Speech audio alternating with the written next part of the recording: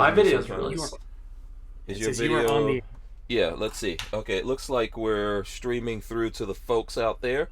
Let me know how we're coming in, if everything's, if the audio and all that's loud and clear, if the signal, I hope, fingers crossed. Let's see how that's all going. You know, if you are listening on audio later or watching this perhaps on the YouTubes later, we are on the Utreons, and we're on the Utreon so we could do, let me see. I got to figure out how exactly I shuck this. Here we go. There you go. So we could do that. Because YouTube won't let us do it, but Utreon allows us to go live and hold firearms. Because we are particular individuals that are allowed to do that over on Utreon. I don't know if anyone gets that reference. But there you go. So let's see. Let me get everyone in here. I'm going to get Ed and Patrick in. And I am going to kick this off. If there's no complaints from anyone, let's jump into it. We got a lot of stuff to talk about tonight. I'm just going to hit the open button. Welcome back to the Hank Strange Situation, Lifestyles of the Locked and Loaded. We wouldn't be able to keep the Who Moved My Freedom podcast going without the support of great companies like Franklin Armory. Franklin Armory provides 100% US-made firearms and awesome binary option triggers. Their focus and purpose is to provide freedom tools to all Americans, especially those in not-so-free states. So when you're in the market, please consider Franklin Armory. Okay, bada boom, bada bang, here we go. Let's see, I've got Babyface P, I've got Ed Brower, CEO of Utreon. Let's do the jazz hands, that's traditional. There it goes, everybody's got to do it. We are live. I hope you guys have your big girl panties on. This is episode 963 of the Who Moved My Freedom podcast. Welcome to the show, everyone. Today's title is Alternate Platform to YouTube, Questions Answered with Utreon CEO Ed Brower. There he goes. Let's see. Boom. There he goes. Live from Canada. Let me just throw this out there. Could you imagine doing a podcast on YouTube and saying, "Hey, here's the CEO of YouTube"? that would never happen. Yeah. Good luck with that. Good luck with that. Has it ever happened? Say that again, Ed. Has it ever happened? I don't know. Maybe someone Maybe if big you like are Marcus Brownlee or something. Yeah, maybe he could have that, but even still. Yeah, I'm not. I think it has happened. I think it happened with what's the name of that famous vlogger from New York City? Casey Neistat. Casey Neistat, I think, did something. I don't know if it was live, but he did something with CEO at one point, with the CEO of YouTube or someone there. Anyway, Babyface P also joining us here. Shout out to all the people who are out there joining us on this Tuesday. Let me see. I'm going to give a quick shout out to people if you guys don't mind. I see 42 Chilled out there. Let's see who else I can see here in the chat. Chris Cruzman is also out there. Bricks is out there. Cujo74 also out there.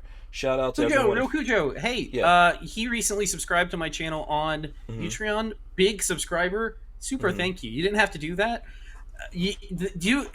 Such an awesome guy, and I need to tell him that he has gotten my wife completely hooked on the Mustela baby products, and we're going to be ordering more and more because that stuff is really nice. It really, really works. Yeah. Big shout out to Real Cujo. He's a good dude. We're also on what the hell is this thing again?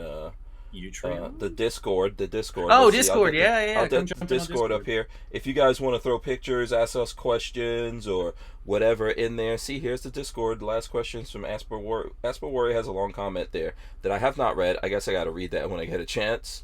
You should add Discord integration to your subscription tiers. Oh, really? Okay. You could. Is there a way to do that, Ed? Yeah. Okay. Go to the channel manager and set that up pretty quickly. Oh, okay. Oh, see, this is why we have the CEO on. I wish I could say I have pull. I've got millions of YouTube subscribers, but Utreon's been pretty good to us. How long have we been doing broadcasting on Utreon, Patrick? Is it 2 years at this point? Feels like it. I don't know. Yeah, Is it? At least. Has it been that long? I think so. At least it's been. Yeah. Yeah. At least it's been that. So So here's the thing.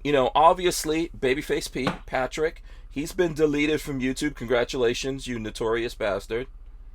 Yeah. I like poking the bear as much as I can. If anybody Right. didn't see my Instagram post today, I enjoy poking the bear.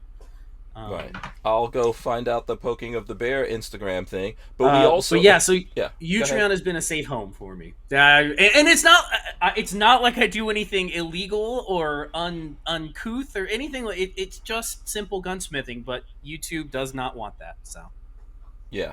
Well, there's a lot of things going on like that, and a lot of people that it's happening to right now on YouTube. I know I've had several videos deleted. Obviously, I haven't had the whole channel deleted like Patrick, but I think I saw that Recall Magazine was deleted. I don't know if they're back up or not. Recall was deleted. Amoland, Amoland, Kit Badger, I heard was deleted. Mm-hmm. So yeah, yeah. So that's why we have. I mean, we don't really need any reason to have Ed from Utreon on, but I thought it was good. Maybe we'll do a Q&A session with Utreon. There's probably things out there that you guys would like to see or questions you all like to have answered. So we invited him on, and Patrick is also here, who is, who's like rediscovering anew why it's a good idea to have a platform like this. And I'll let you guys go for it. Go for it, Ed and Patrick. Go ahead. I kept my stuff all completely backed up at Utreon. So when YouTube turned the lights off on me, the reach was the thing I lost, but my content's all still there. And people keep sending me messages like, oh my God, I can't believe what happened to you on YouTube. And I'm like, here's a link, utreon.com/c/babyfaceP. It's all still there and it's not going anywhere. So yeah. And good thing for that. So do you have anything you want to open with here, Ed? What's been going on with you guys? Do you have any updates or anything you want to tell us? A lot's been going on. So, just from a growth perspective, we're growing in excess of 35% a month at this point. Okay. So that's a pretty quick growth in terms of the product we're shipping, like improvements. I don't know if you guys noticed, but people that are subscribed to your channel, they can actually message each other on Utreon now. Oh, that's cool. No, did not notice. Yeah, cool. So on YouTube, you have to share your email, like an animal in a comment. Like an animal. Yeah. Actually, that's a feature YouTube used to have. They had a messaging feature.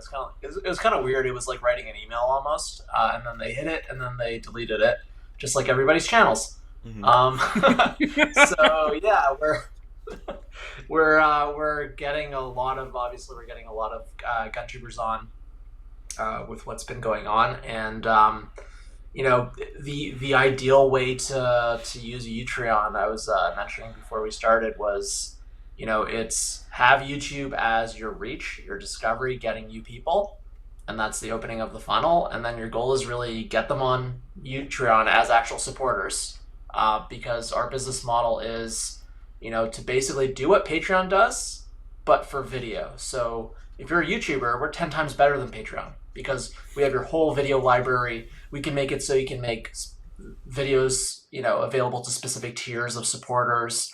And the goal is really to be financially independent from YouTube and to give you a release valve from YouTube. So Ian from Forgotten Weapons, he's been doing this for a while. He'll do a video and he'll say, okay, and this is before the recent rule change, but he'll say, I'm going to cover this, full automatic weapon, and then halfway through the video, or before he actually fires it, he says, we're shifting onto Utreon right now.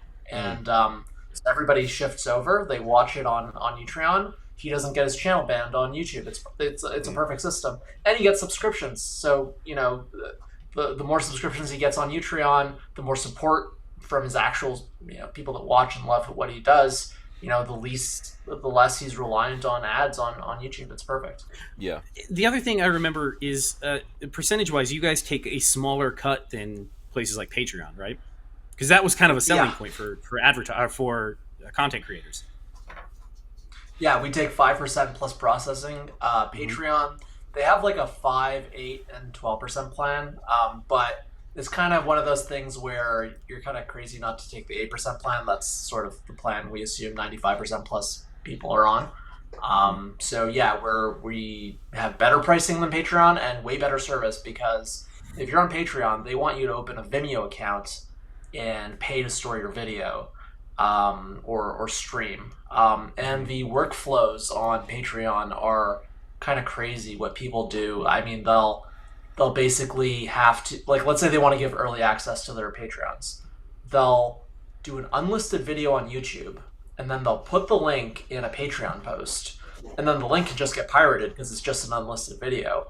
Mm-hmm. And then they have to remember to publish the video. So it's a crazy workflow. So, this is one example where Ian from Forgotten Weapons, he self-uploads to Utreon. He doesn't use the sync. And he actually asked us for an actual scheduler, an early release system, and we built what we think is it's really cool. I just discovered it the other day while I was putting stuff up, and I was like, oh, this is actually kind of cool. You can early release to different classes of people, different groups. Like, it's pretty neat. It's actually really cool. You subscribers can get it first before it goes live to like general audience. It's a well-designed system. Yeah, I wasn't even aware of that, and I think so. There's a whole bunch of things we have to talk about, and I think one of them is with all of this stuff that's newly going on with YouTube. I think people have always had different alternatives. When I'm hearing the alternatives coming up, a lot of people saying, "Hey, go on Rumble." I don't know. I'm not necessarily interested in knocking Rumble, but I don't have a lot of faith in them. I appreciate what you guys have been able to do. And the benefit that we initially started out with is that we can sign up for Utreon and then you pull all the content over, and that's a cool thing. I think some other people had that. Then you guys were actually able to allow folks to go live. That's why we moved over here a couple of years ago. Then I remember you adding a feature where, let's say, like right now, if people give us money, Babyface P will get half of that money. That was really cool. Another benefit here, and I've been like telling people over and over again of why they should really think seriously about Utreon, is you being on, we can communicate with you. If we have problems, we could talk to you. And like you just mentioned with Ian, he comes up with a really good idea. You guys figure out how to implement it. I mean, that's what more can you ask for? The collaboration feature you just mentioned, that was an Matthias idea. Mm-hmm. Oh, right. Okay, that's true. Mm-hmm. We're talking to a really big creator right now. He's I told you guys who it was before he started, but it's nothing's official yet. Mm-hmm. But he's asking for mass find replace descriptions. So, if you have several thousand videos and you want to change, one sentence in every description, he wants to be able to do that in 10 seconds. So okay, that'll take us. Mm-hmm. That'll take us like a week to do. No big deal. Wow. Try to ask Rumble to do something. Right. That's really cool. Yeah, and I don't want to get into who it is either, because I definitely don't want to like step on any toes. But what would be the benefit of that? Mm-hmm. I was just going to say the lightweight nature of having a team that's agile like that somebody can say, hey, we have this idea, the team can chew over it and go, that's actually a really good idea, and then implement it within a week. That's impressive. It takes it would take YouTube 6 to 8 months to implement anything, because it has so many channels it has to go through. They're not gonna, and then they're also not gonna do anything for us.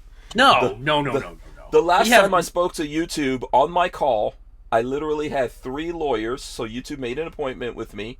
They told me they wanted to talk to me about some rule changes. This is them deciding that I can't do this while I'm live. Yeah, that was that one. And on my call were 3 lawyers, no less than 3 lawyers on that call. And then I said to them, how are you going to know if I do this, or I'm playing a video or showing a picture? And they're like, easy, we're going to have people actually watching you. and then I got a bunch of like red flags, I guess, on the channel, and my reach and all that started to be stunted. And I have to say that, so sometimes, I think the last time we did it was New Year's Eve, we actually go back to YouTube, we don't have any guns, and we go live, just to do it, as Ed was saying, to remind folks that we're over here on Utreon. So sometimes we do that. But what I found is we actually get more views on Utreon. Granted, we don't have as many eyeballs on Utreon yet, but we get more views from our videos on Utreon than we do on YouTube/Who Moved My Freedom. And we have like 8,000 followers over there. I mean, that's slowly growing. So I don't know if you've noticed that with anyone else. Go ahead. Yeah. Yeah, that's pretty nuts. And it makes it obvious that they're throttling people over there. Yeah, we're starting to get channels that have pretty impressive follower counts. We have some firearms channels with 20,000 followers. It's starting to get pretty impressive. On Utreon, Nice. they've got 20,000. Wow. That's really big. That's really big for that Utreon. is. Yeah. What do you think the overall eyeballs number is? Like the general audience, whole channel, whole platform. Several thousand active users a day. Okay. It obviously varies.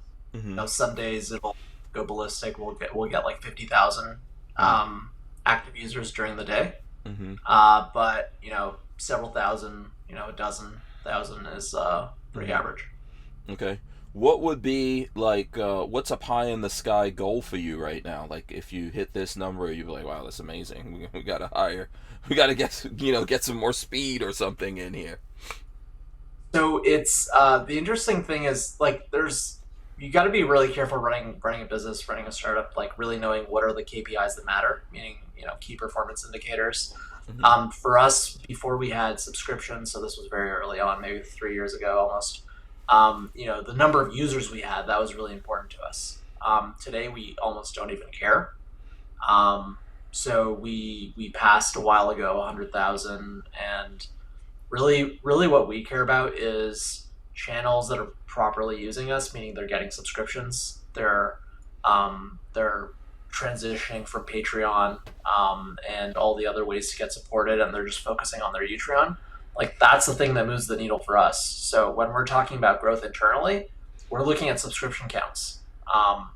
And our long-term vision is really like all these platforms that think they're going to replace YouTube, they don't get it. Like, there's network effects on YouTube, and there's nothing you can do about those network effects.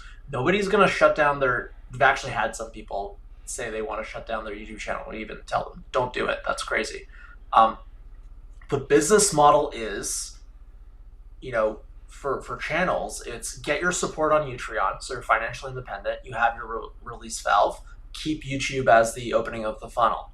And then for us, the business model where we want to see ourselves in like 5 years, first of all, really making significant inroads versus Patreon, because we're literally 10x better than Patreon if you're a YouTuber. Patreon wasn't initially made for video. It was just, YouTube shot itself in the foot in 2016, and that was a huge opportunity for Patreon. But Patreon's not built for video. We are. So we're already 10 times better. We have pretty amazing features like, a video playlist. You set it as a show, it's automatically a podcast feed now. Everything turns into MP3, like stuff nobody has. Automatic integration of your merch, no matter what you're using. So yeah, that's the plan right now. It's take on Patreon, and then as we grow, we can actually have network effects. So we already have some of this. So let's say Ian did a video about a week and a half ago or 2 weeks ago. We saw people coming on and subscribing to 5 channels at once because they noticed, because we're a video platform, they can actually see channels that they know, and they can subscribe to all of them at once. So we're starting to build network effects in the niches where we have a presence, like firearms. And the really long-term vision, more than 5 years, is, let YouTube be the Dropbox of the internet for video. We want to have premium creators. We want to have creators that put effort into what they're doing, that aren't just treating it as like a small little side hobby. People that are wanting to build communities and actually build support and financial independence. So it's kind of like iOS versus Android. It depends on the country, it depends on the continent really. But let's say Android has in Europe 80% of the market, and iOS is 20% of the market. but it's pretty well known that iOS has 80% of the value in terms of transaction value. So we want to build a situation where YouTube is the mass market thing, and we build something that's pretty significant that can actually not compete on YouTube's own territory, which is mass market, but have like a really solid ecosystem where people are making money and really building small businesses, because all these content creators yourselves, you're actually small businesses.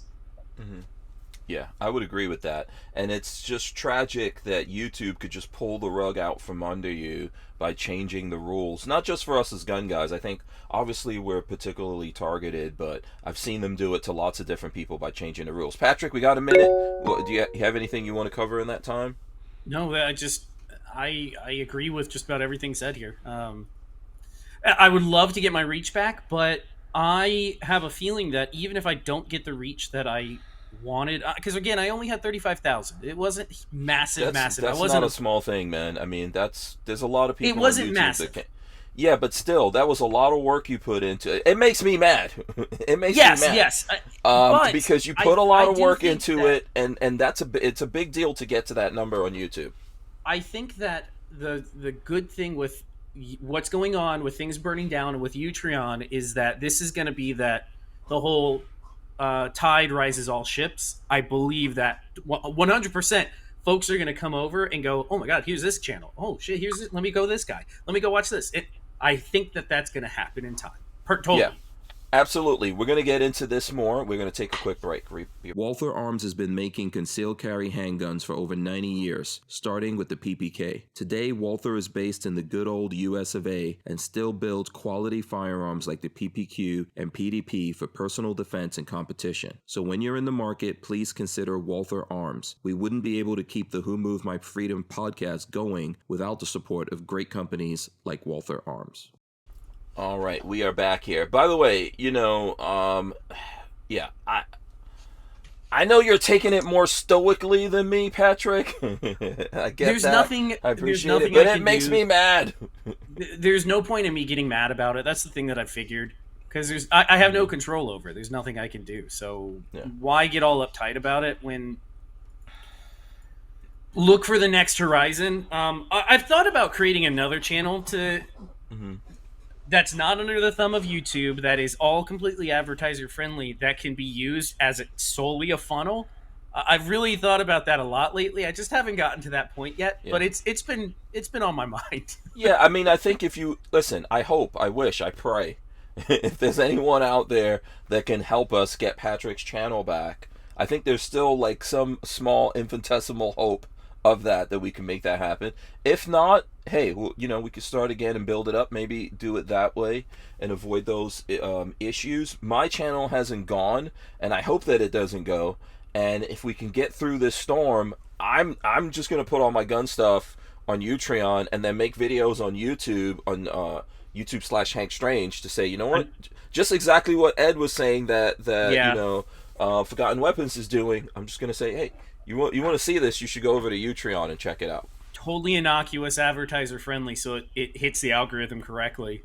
And then, well, I can't show you this here. It's totally free if you click on the link below, and it'll take you right over there. And if you want to subscribe while you're there, even better.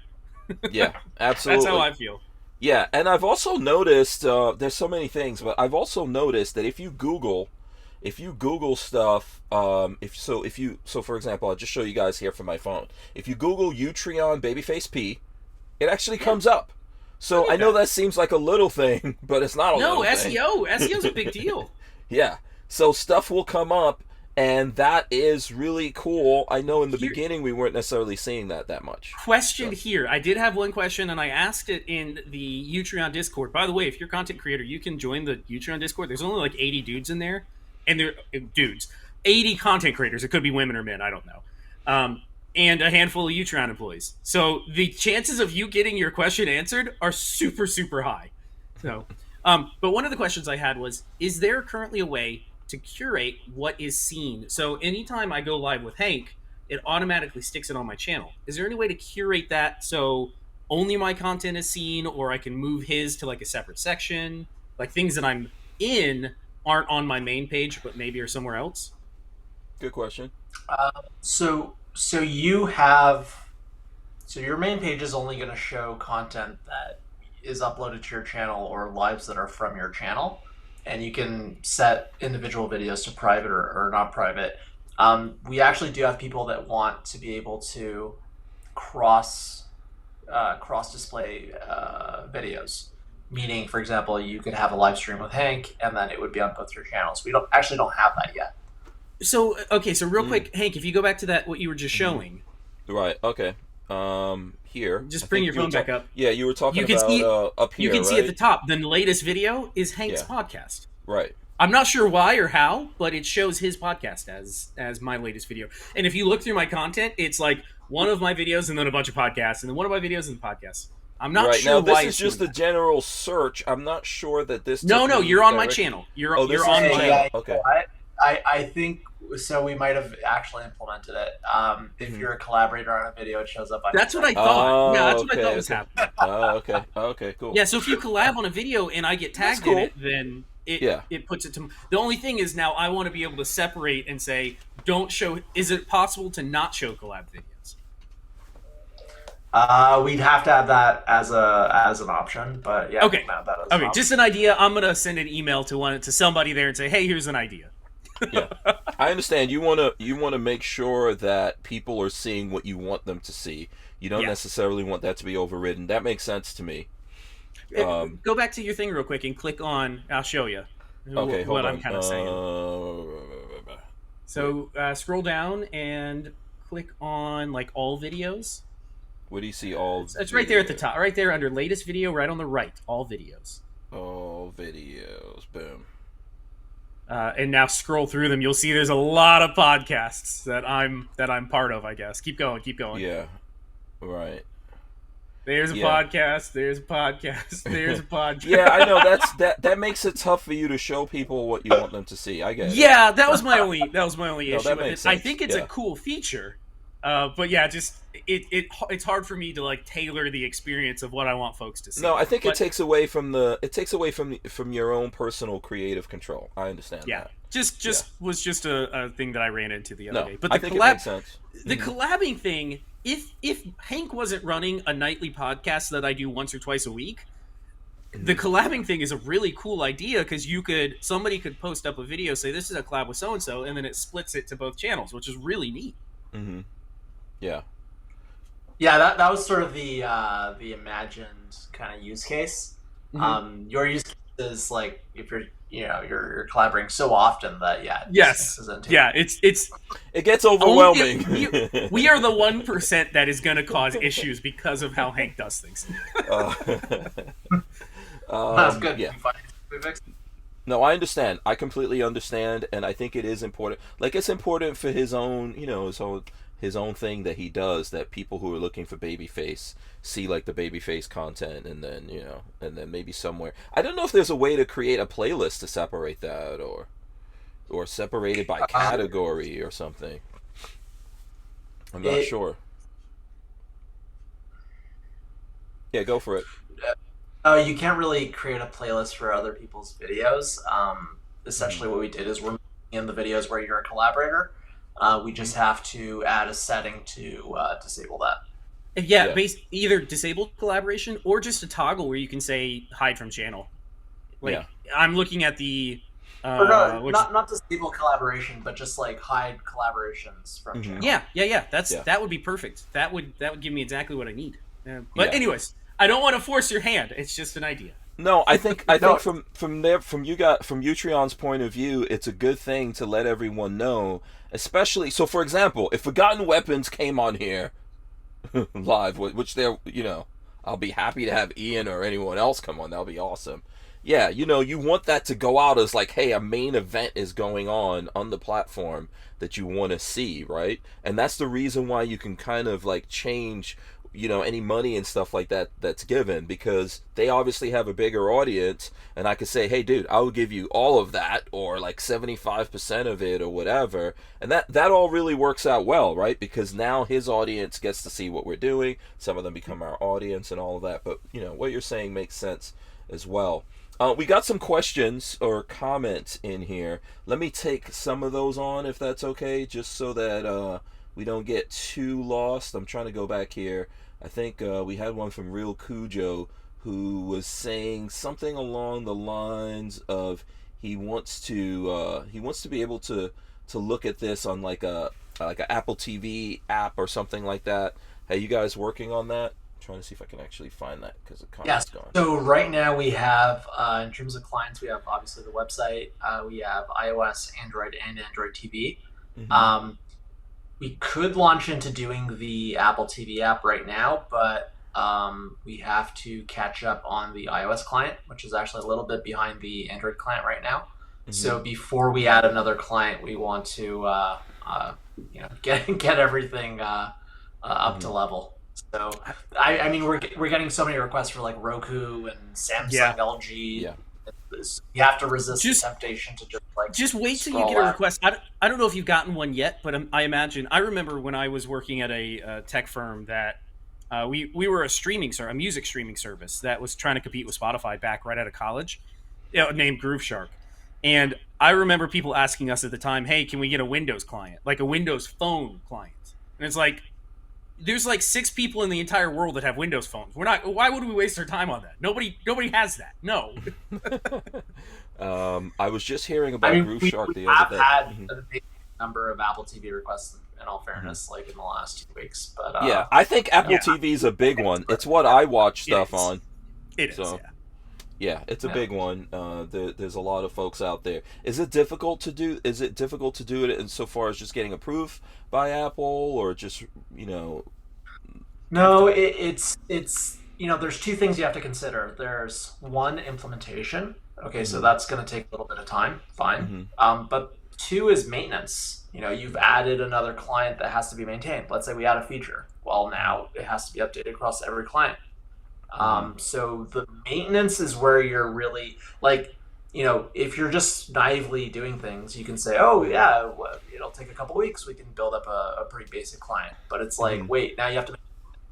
So are you ready to maintain it? So that's the calculus.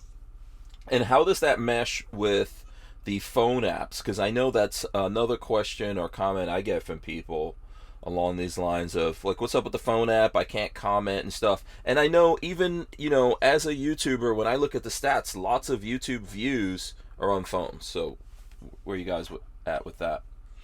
So this is a case where the Android app is ahead of the iOS app. So the Android app has live chat during streams. The iOS app does not have live chat yet during streams. So that's a big issue we have to resolve in the next month or 2.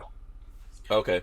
All right. For anybody that's not aware, if you've never worked in development, especially app development, not like computer development, Android is super, super easy to deal with. One, there are a lot of guys that know how to write in Android, and you don't need any special setup.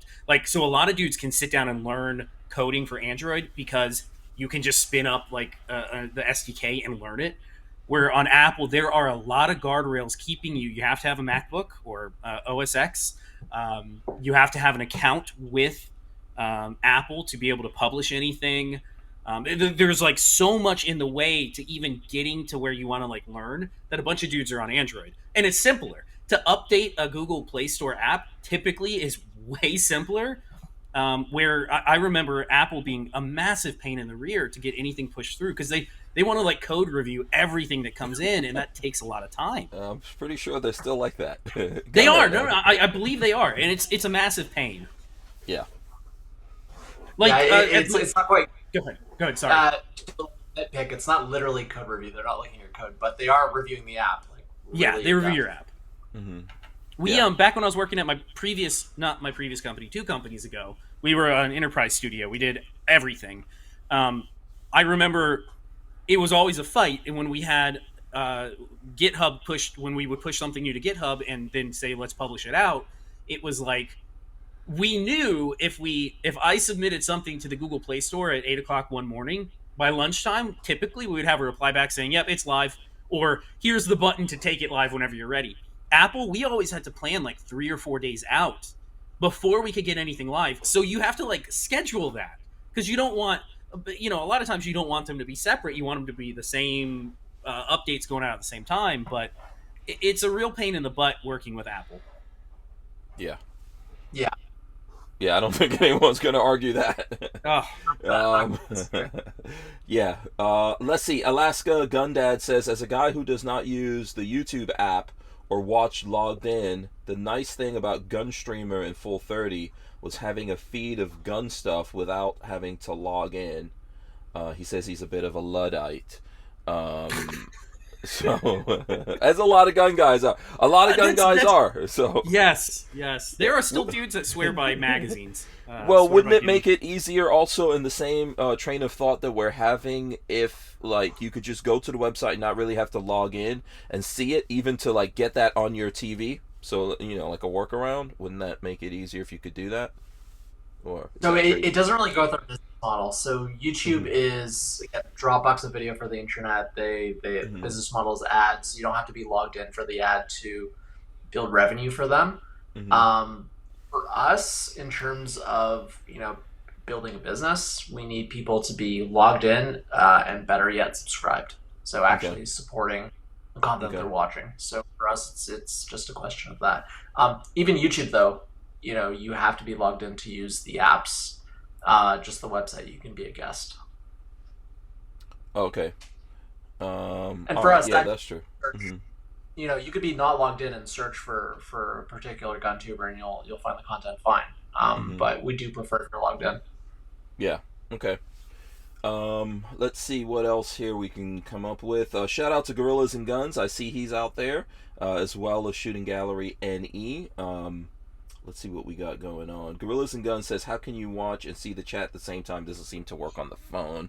I think we were Android. If you're on Android, supposedly it works great. Right. iOS, I guess, doesn't. Yeah, he says, I'm on Android, but not using the app. That could be why. Yeah, on the website, it might be different. Yeah. And Warrior... Go ahead. Yeah, the website UI for watching the video and having the live chat is not great. Again, something we have to improve, but the Android app is good for that. Yeah, absolutely. I think this is the way it goes. I know from my point of view, I'm definitely not beating up on you, but I also understand, like, people want it to be better. I've always told people we've got to use something. It's got to be worth it for you guys to do this, So you guys need the eyeballs, you need advertisers, like, so the firearms industry, a lot of the folks out there which are getting shut down by YouTube or having problems on a whole bunch of different places, they need to come over and support you guys, and the people need to watch this stuff, even though it might, you have to jump through a few hoops in order to do it, just to make this work. If you don't participate, it's tough to make the thing work, right? Yeah, I mean, the firearms industry is, they're so used to not advertising on YouTube at this point that maybe they don't realize that they can actually advertise. And we actually have, a lot of eyeballs, especially in this niche, firearms. So at some point, we assume that, some firearms manufacturers or, potential advertisers are going to want to advertise, and, we have a system ready for it. Okay. So, is there something we can do to help with that? You have 0 firearms industry advertisers, right? Correct. Find some for them. Yeah. So, what can we do to help with that? I mean, and the bigger question even is, like, what can, myself, Patrick, the folks watching, people who may watch this later, what can we do to help you guys out? So, basically just making connections, referring people to us. People that want to actually try advertising, try something new. Again, it's something we've been able to do, basically. Off of after this, do you guys have like, I don't know if you want to say it out loud, but do you have like advertising at Utreon.com or something like that for advertising, or do you have an ad team that we could send folks to? Is that something we could discuss after this? Because we know a lot of people. So we don't have an ad team. We built the capability to have ads. We did not build yet the capability to have ad revenue and distribute it to creators. But we have done 2 things that make it so that any ads we do have would be indirectly monetized. So first of all, subscribing to a channel means you don't see ads on that channel. Getting Utreon Plus, which is, so the background is we dog fooded our own system. We created a platform level subscription called Utreon Plus. Getting Utreon Plus means you don't see ads across any channels. The advantage for the creators is 55% of the Utreon Plus revenue goes to the creators proportionally to what the person with Utreon Plus watched. So if someone had Utreon Plus for $9.99 a month, $5.50, or after processing actually, so a little bit less. So let's say roughly $5. And let's say they only watched your two channels equally. Each of you would get $2.50 per month from that. Okay. So because subscribing to your specific channel or getting Utreon Plus and watching your channel are two ways to avoid the ads, and that gets you revenue, ads are effectively indirectly monetized. So, the only question mark for us is right now, to the extent that we do have these dummy ads, which are like 4K widescreen upscale ads from which, some people don't like, some really like them. They're I old thought they were school. great. Yeah, But it's a good placeholder. It's good to show people the system works. Not just a placeholder, but you need to generate impression data so you can then go out and say, here's what we can offer you at this set price. Because it's all based, again, I funny enough, I've done so much. I used to work in advertising as well, as an ad trafficker of all things. And it's all based on impression data. You have to be able to guarantee we can get you this many eyes for this amount of time. Here's the price. So, yeah. So good talk. But yeah, basically, the only open question mark is maybe if we have real ads, our creator is going to say, "Hey, we want to split from that ad," and now we have to build all that entire mechanism. The hope is the indirect monetization will suffice to start. Right. We're going to take a quick break. We're coming right back. We wouldn't be able to keep the Who Moved My Freedom podcast going without the support of great companies like High Point Firearms and Full Forge Gear, bags and gear for everyday life. Did you know High Point is an American family-owned and operated company located in Ohio with over 30 years of manufacturing experience? High Point is proud to be the home of the working man's gun and your source for affordable handguns and carbines with a lifetime warranty. So when you're in the market, please consider High Point. By the way, just some quick housekeeping stuff since we just mentioned High Point. Take a look at this picture. This is something that's getting shipped out to us, Patrick. We're going to be shooting it soon. 10 millimeter. Okay. The 10 millimeter yeet cannon with red dot is coming in our direction very soon.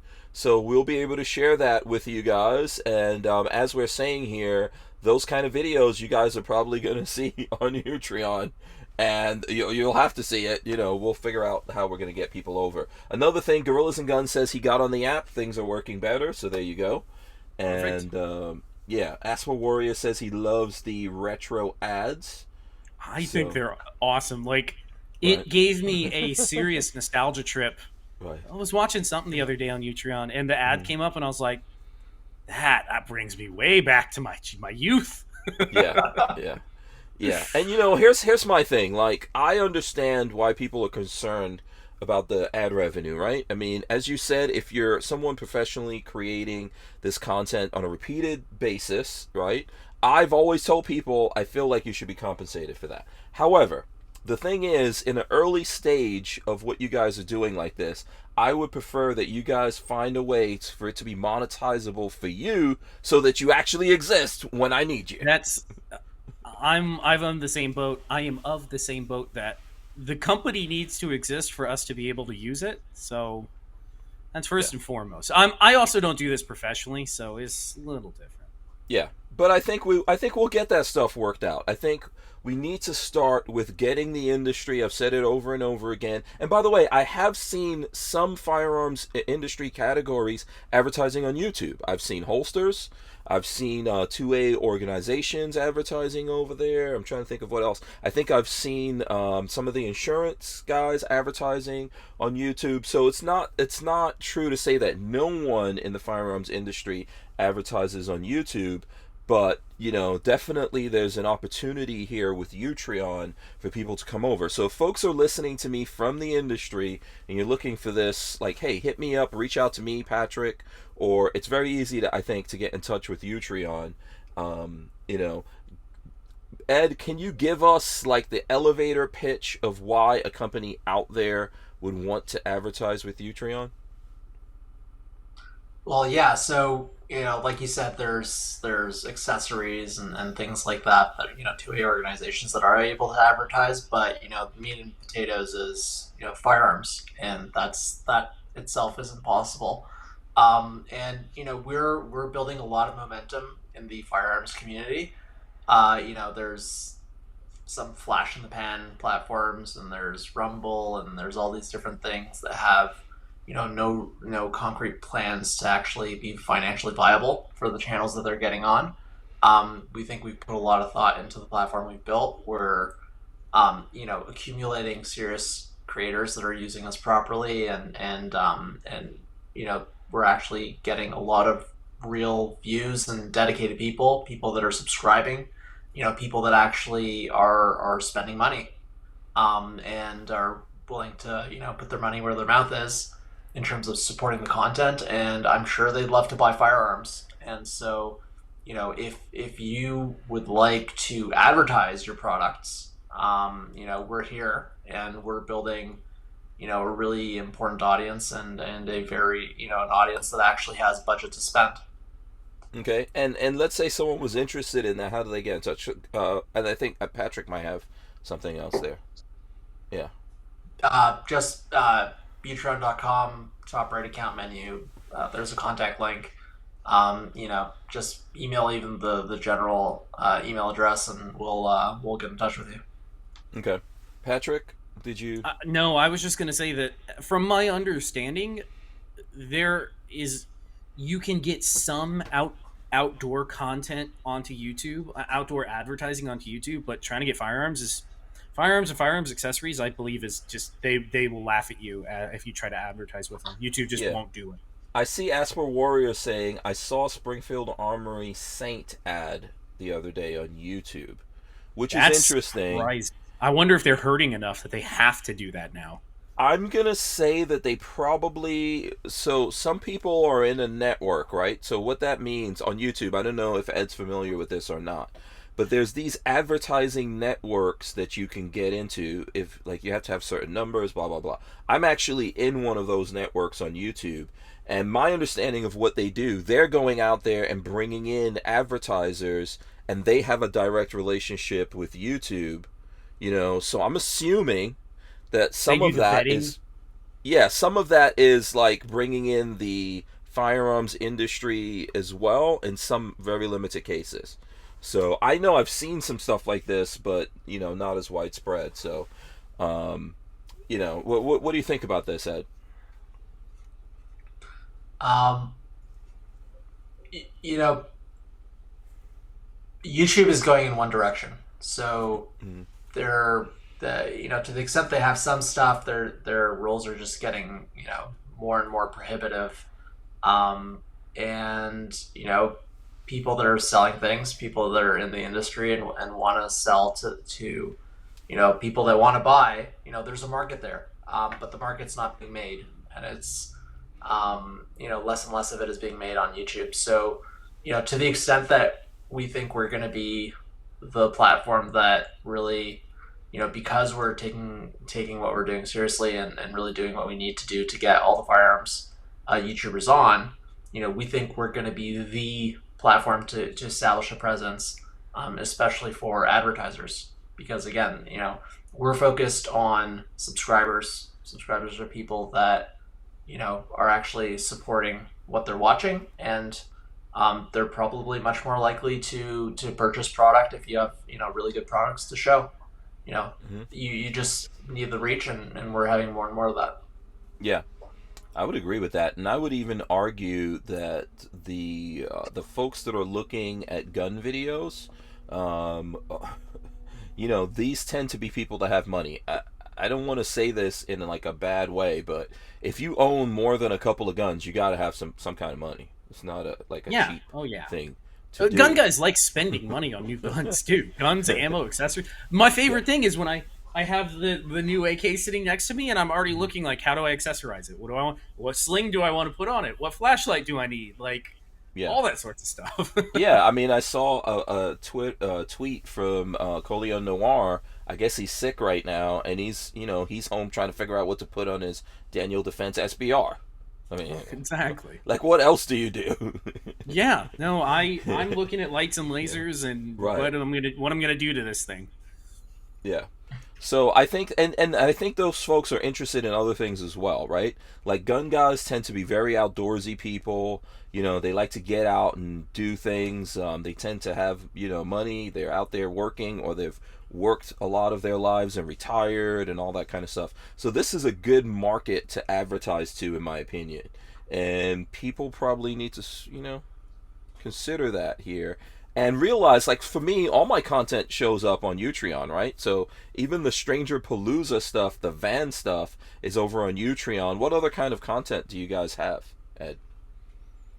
So we have topics for basically anything under the sun.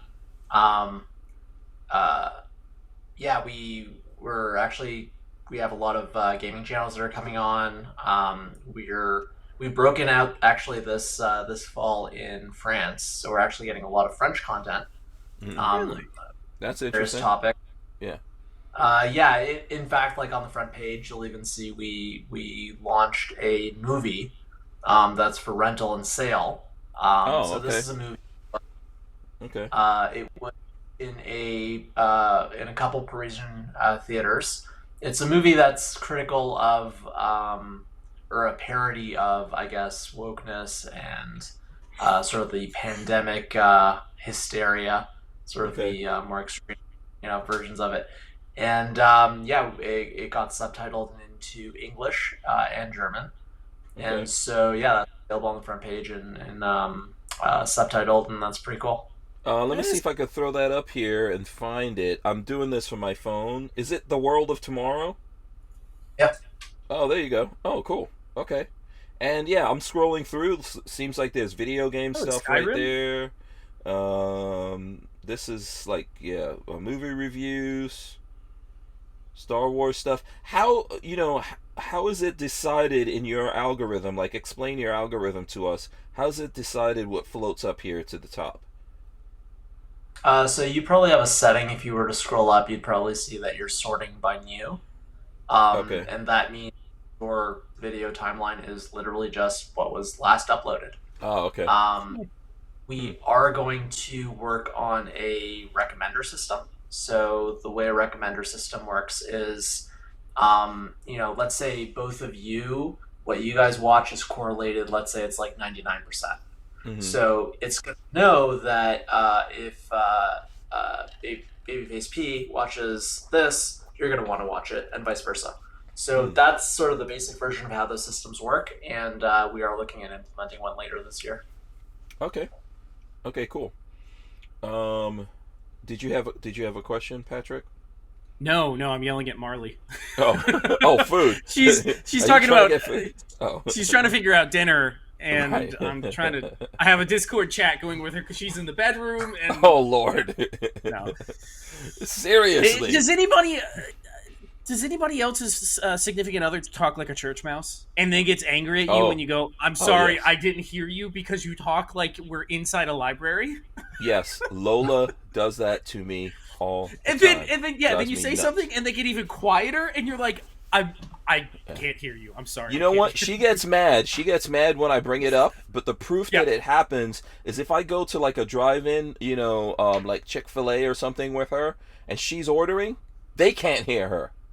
And then if I go, you see what I'm seeing? Then I get in extra trouble. Yeah. Marley will pull up to a drive-through and say something. And go, excuse me, what? I'm like, I just lean over her lap and I go, we want this and this and this, because I'm super loud. I'm like 2.5x her. Right. Yeah. It's so I'm happy to see that I'm not the only one. She's giving me frowny faces on Discord. She could obviously. Lola gets so mad, but I think she sound like, so her dad sounded like a little old lady. If you ever heard her dad talk, he just sounded like a little old lady. My younger son has that same thing. He talks to you. It's weird. He could project his voice like me if he wants to. So yes. That's like a family thing with my people. We can Yes. project our voice. But he'll go into that thing and he'll just talk like a little quiet old lady. Like real close. Like you have to be real close. Yeah. Let's see here. I got a thing from Jade Grew says, does Utreon have plans to do something like how Twitch does in-game drops? Which I wouldn't even know what the hell that is. Oh, that's... What is that? Don't know exactly what that is. Yeah, I Patrick, can imagine from the words, but Yeah. So, if I know what he's talking about, I believe what he's saying is with the other service, the streaming service. What was it called? Streaming service? Netflix? No, the one that you just said, that he just asked about. Oh, Twitch. Twitch. Mm-hmm. Gosh, it went right out of my brain. The way Twitch has things is you can do basically sponsored content comes in, a game will come out, and they will sponsor a whole bunch of streams, and within that, every 5 minutes that you watch a stream, or every 10 minutes or 30 minutes, whatever, they will drop an item into your inventory, and then you can link that back to your game and get like a skin or get something like that. So there's like sponsored drops that happen throughout. And it's a little bit different because it's a stream. So a lot of folks will stream for 6 hours and you'll have people on there for 2-3 hours. So it's slightly different, but I believe that's what he's talking about. interesting. So it's almost like a raffle, I guess. It's like a raffle, but it's not. It's like as long as you hit the time frame, as long as you're there for 30 minutes, you're guaranteed the drop. So it's not like you're all vying for it. It's everybody that sits and watches so and so stream for 30 minutes gets this one for today. Tomorrow, if you check back in and watch for 30 minutes, here's this next skin. The next day, here's another skin. And a lot of times they'll do it for like a week. So you'll go to a sponsored stream and watch for your 30 minutes, and then for the day you get whatever gun skin, and then you can put it on your character. It's neat. It's really, really cool. Okay, so yeah, it does sound like an interesting mechanism there. Twitch, it sounds like they have things that they can actually give that are relevant. If someone had some actual examples of what we could build around this concept, we that's the hard thing, I think, is figuring out how, again, this works really well for live streaming video, especially video games, because it's digital assets that are given out for free by the company.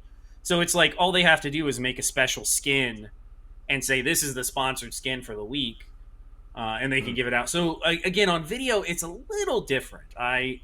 But if there was a way to make it work, absolutely, it's cool as hell. Yeah, Asper Warrior says, just to reiterate, I think it's exactly what Patrick was saying.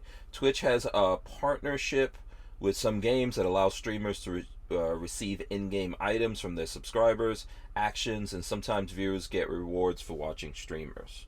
Yeah, so yeah, it's a neat, it's neat how they have it built in. But I'm not naysaying it.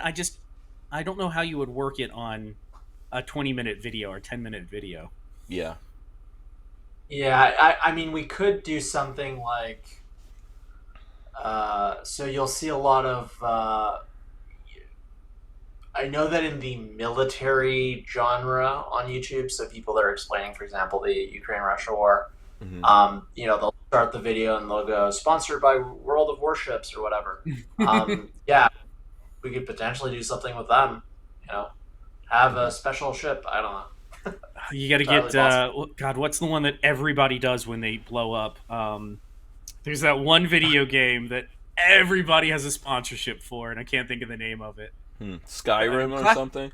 No, it's a phone game. Clash of Clans was one for a while, and there's another one now that you watch a video and somebody will always have that. They will always do that. Sponsored by this one particular ad.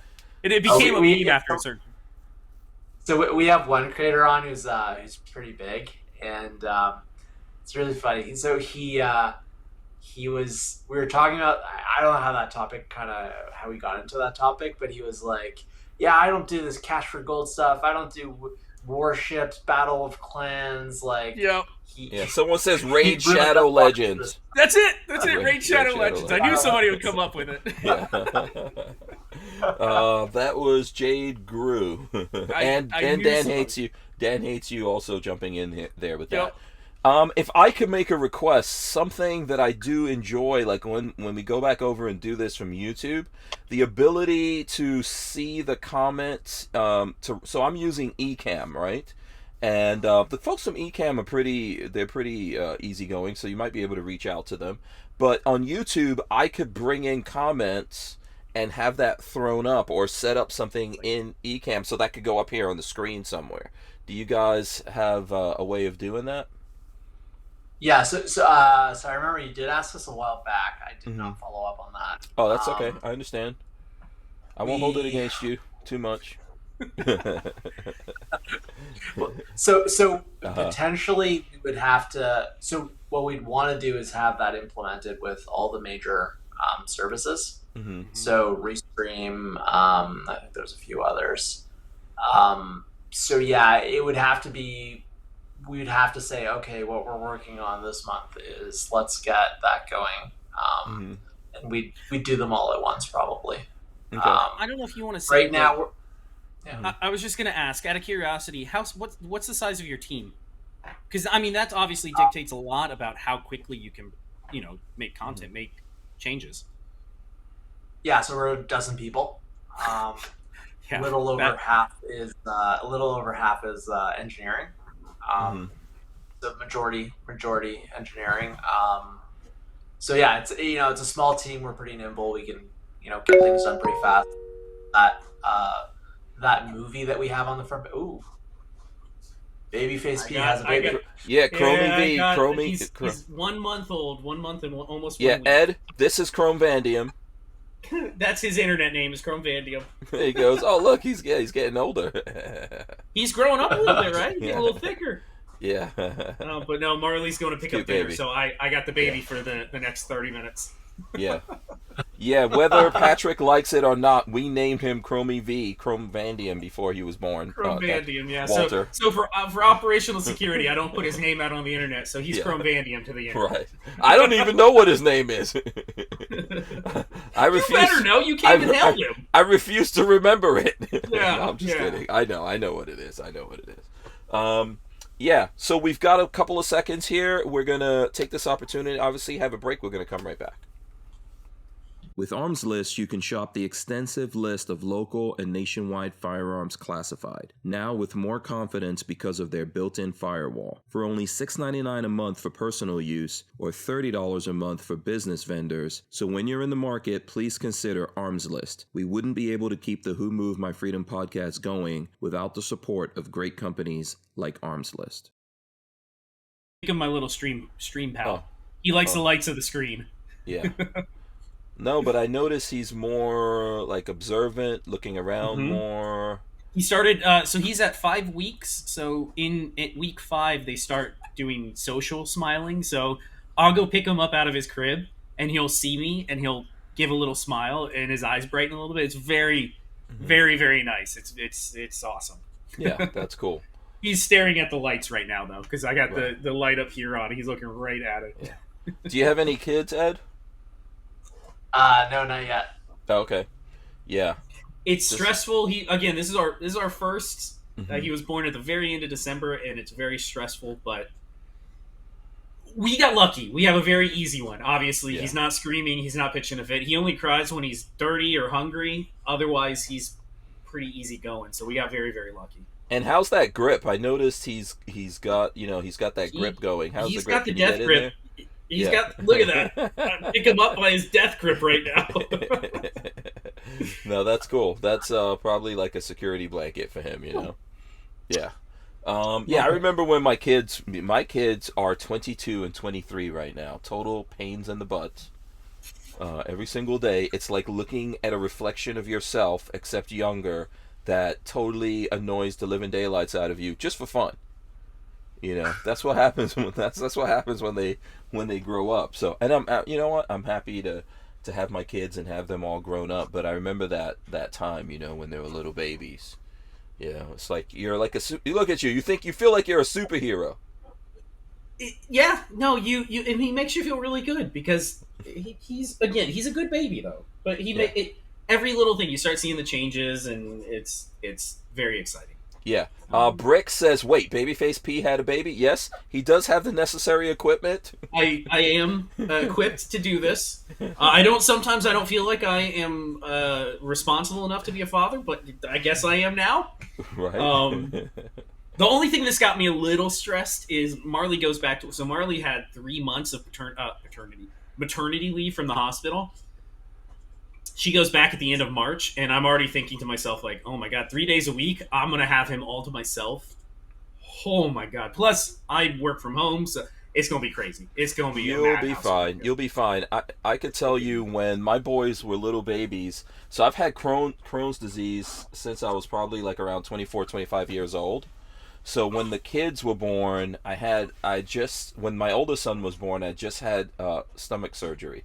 And I was in a lot of pain. You know, if you have Crohn's and then you have surgery and stuff like that, or easily you feel like Crohn's is a lot like arthritis, but in your stomach.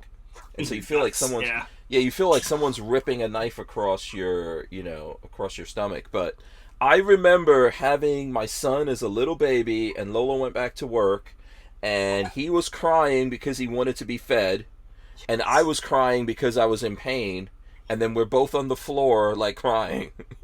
Oh god. I remember those times, and I survived, so you'll be fine. Yeah, I'm sure we'll be fine. Yeah. It's hard because Marley is she's such a natural mom that it's gonna be hard to keep up. But it's funny, I didn't realize I had this effect, but I guess I have a very calming presence. Marley, yeah, don't I? Marley changing his diaper, he goes bananas. He screams because he doesn't like being naked and cold. I can go in there, and as long as I'm talking to him calmly, he doesn't pitch a fit at all. Yeah. Yeah, that's cool. So he likes his dad. So far he likes his dad. Yes, as human beings, if we could do it, you know, I don't feel like everyone should do it or everyone is obligated to do it, but as human beings, if we can have kids, that is like the most fulfilling thing that you can do as a human being. So that's awesome. Lots of congratulations. I see it. It's hard. It's hard. I don't know that a parent can ever explain, because again, he's only a month and a week old, so we're barely parents. But I don't know that you can ever explain to somebody who doesn't have kids what it's like having a kid. You can try, but it's like I do feel different about, like, I don't like kids. I have no interest in being around other people's kids, but so far I like mine. Right. Okay. Well, that's good. That's good. Armin and Axis says, "How's Neckbone dealing with the baby?" So Ed, that's god, Buckshot is his dog. Yeah. Buckshot is very jealous. I've been, for the last couple weeks, I've been having to make sure that he gets doggy time. So, at like night when we put the baby down, I have to like play with the dog for a little bit. Otherwise, he gets like super super jealous. But he's gotten used to the baby. He's super protective. It's very funny. It used to be where I would walk in the house and Buck would greet me and then look behind me waiting for Marley to walk in, like if we come back from dinner. And now he looks for me, he looks for Marley, and then he looks for whoever's carrying the baby in, and he needs to somehow get up close and sniff the baby to make sure the baby's okay. Every single time we come in the house, he has to sniff and go, okay, the baby's fine, and then he'll go about his business. Oh, cool. Yeah. Yeah. I notice, and this is probably, let me know if this is a little bit too personal, but, Buckshot, I think, and you, like, got along really well. He's almost like your support dog, I know you're very nervous. No, that's person. The reason I got him, is because I had bad anxiety, and having a creature to take care of helps offset your brain from the anxiety. For me, Mhm. it does. Yeah. So what does Chrome EV do for you? Have you noticed any differences with yourself since Chrome EV came along? Um, not not really. I I have, what's funny is I don't feel any different. It's like that whole thing you hear about age just being a number. You just get older, but you don't, like, I don't feel a day older than 25. Hmm. I don't feel a whole lot different. I just currently have a baby in my arms. I don't know if it's even hit me yet. Sometimes it hits me and sometimes it doesn't. I don't know. It's weird. Hmm. Very, very weird. Okay. Cool. Um, yeah, it's awesome, man. I can't answer that question either. That's why I asked it, because I'm curious to And see if you calm down a little bit. I know you can be real high strung and get real mad, no, but what's funny yeah. is, so I've had two experiences where I'm just like, and they're both at 3 o'clock in the morning when the baby would not stop crying, and it was his own. It was our fault. Well, the first time was because he was changing over from whatever he ate in the womb, attached to the placenta, to breast milk, which I imagine makes your guts hurt. You imagine that, like, fart pain or poop pain that you get. I imagine it hurt really bad. Like, I imagine it was not fun. So Yeah. he was up to like 3 o'clock in the morning, just pitching a fit. And after a little bit, I'm just like, Marley, I don't know what to do, but I'm losing my mind. I have no idea how to comfort him. I just guess I'm going to be up all night trying to help. But Hmm. Yeah. um, It no, works what's out. funny is I started when he was born. The day after he was born, I started working back out again because I had gone for like 3 months without working out, and I've noticed a difference. Just that alone, for anybody that has a little bit of anxiety or depression or anything like that, go hit the gym a couple times a week. I don't know what it is about working out; it makes you feel instantly better. I don't know why, Yeah. and it 42. stays with you. Right. 42 Chilled said he spoke, which I heard him too. I heard him speaking a little bit there, or trying to make He's some not noise. speaking; he's hiccuping because he Oh, just okay. ate. He'll hit you, but he's not talking yet. And that's kind of the thing is, I hate to get so off topic, but um, he's still kind of an amoeba. Let's say that Hmm. he looks to us for survival, but we're just getting to the point where he can smile when he sees us, and it's barely anything. You'll see a little glint in his eyes and just a tiny curl on his mouth. Yeah. So he's still not a person. It's going to take a couple months before he becomes like a little person. I think at that point it might start hitting me that I have to take care of him. He's Because still right now, waking up. He's still waking up from the dream. You know. kind He's of, still, yeah, yeah. yeah. He's still waking up from the dream. So it takes a little while for you to like fully form your consciousness. Brick says draw a little beard on the little face, and put a little hat on him. A little beard on him. Yeah, okay. Um, so Ed, here's my thing. Speaking of like new beginnings and the baby and the birth and all that kind of stuff, tell the folks out there. I know this is like a crazy transition probably to some people, but tell the people out there who don't know about Utreon. There's gonna be people who are tuning in or might come in specifically for this. Like, how'd you guys start Utreon? What's the plan? Where are you? All that kind of stuff. Yeah, so we started late 2019, right before COVID, I guess. Yeah. The plan starting on, like, you can kind of tell in the name, like, the plan was always a a hybrid of a video platform, YouTube, and a subscription platform, Patreon. Um, and so that was the plan from the start. We hadn't realized at that point that the direction we would go is have new channels on an application only basis. That was a really interesting pivot point in our thinking, because we were sort of planning everything based on taking on principally YouTube, but having the functionality of Patreon. But we realized at some point, really the thing to do is take on Patreon first. That's sort of the soft underbelly of the ecosystem, because no network effects with Patreon, whereas there are massive network effects with YouTube. Mm-hmm. So that was a really early critical insight. We started 2019. 2020 was a year of building for us. 2021 to a big extent as well, building the subscription mechanism. When we started the subscription mechanism, so that would be in 2021, we had taken some shortcuts, taking inspiration from, let's say, Twitch, where they have 3 subscription levels that are fixed. We learned pretty quickly that creators actually want to customize those, like they do on Patreon. And then we started understanding, okay, well, we really have to not only, catch up to all the functionality that Patreon has and surpass it. So we really focused on implementing all that. And then 2022 is really the first year, I'd almost call it like our beta year, where we were actually getting subscribers, getting revenue, and no longer really caring about, how many user accounts do we have. That doesn't really matter. What really matters is, actually building a financial backbone for the company, and for all the creators that are on. So 2022 is a really important year for us. We grew 25x in that year. Projection, so the monthly growth is pretty high, like 27.5% month over month on average. This year the plan is a 17x, the next year 8x, and then 3x, 2x. So that's sort of our 5-year plan in terms of growth. So far we're really on target. So December we grew 36%. This month again 36% exactly, actually.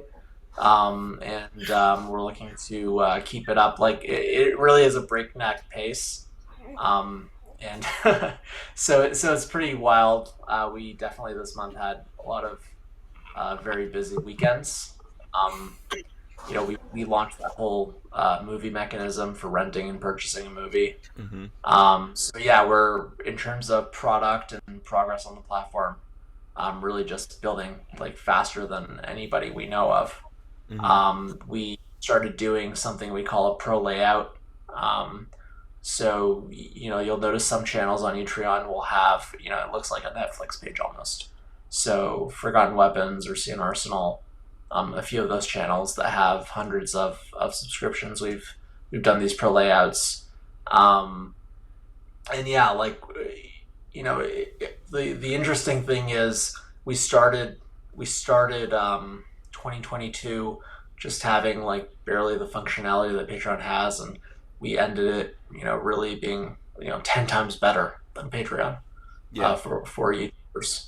Yeah, I think Patrick has a question. What's that? No, I was just saying, wow, they already have hundreds of subscriptions. That's incredible. Like, I have 4, and I was very excited for that. I mean, it is Forgotten Weapons, and it's true. They made a big commitment too. They've made a big commitment to work with you guys, right, Ed? That's exciting. Yeah, and we actually have channels that are making. Let's see, one of them's making $11,000 a month. What? What industry are they in? Because I need to be in that industry. What industry? Political interviews. Oh, okay. Good for them. Politics is where the money's at, man. I hate getting into it. Yeah. Listen, you could. I think Patrick, that you could build something. I think you have the talent. Out of the two of us, even though I might have bigger numbers on YouTube or whatever, and obviously I'm better looking and more magnetic and all that stuff, but you actually had a viral video, man. I mean, 4.5 million, almost 5 million views on it before they put their thumb on it. Yeah, in 11 years now of doing gun stuff or doing YouTube in general, I think I've got about 3 channels right now. I've never had a video go viral, so I think you have the talent that you could build something, but I think it goes back a little bit to what Ed was saying. If you're on a platform that keeps pulling the rug out from under you, even forget about YouTube, even Patreon is in its twilight year right now, and it's just because they haven't grown, they haven't added anything, they haven't made it better. But the big thing people always worry about is, if I can't rely on you, if I'm, as a creative person, if I can't rely on you to be there for me, that's really destructive to my creative process. It's exactly it really makes you angry when you, how do you put it? You make something that you know could get so many more eyes if they didn't have their thumb on you. Mm-hmm. But you can't escape. And they're like abusive girlfriends too, because you can't escape them, and you just keep going back and back and back. Mm-hmm. Yep. Go ahead. Yes. So the business model that's really working for that channel in particular is, so they'll do half the interview on YouTube. Halfway through, they'll say, "Okay, now we're shifting over to Utreon. Full episode is on Utreon for subscribers." He built that up in 4 months. Wow. And we have several channels making almost that amount. Yeah. Well, good. Okay, that makes me happy that we need to commit to making a more concerted effort. I know, Patrick, you already are on that path. Yeah. We've been doing it with the podcast, but now obviously we're forced to do. And I think Ed and I talked about this a couple of years ago when we started. When I was like, "Hey, Ed, how long can you guys survive doing this? Because it's going to take everyone getting burned down."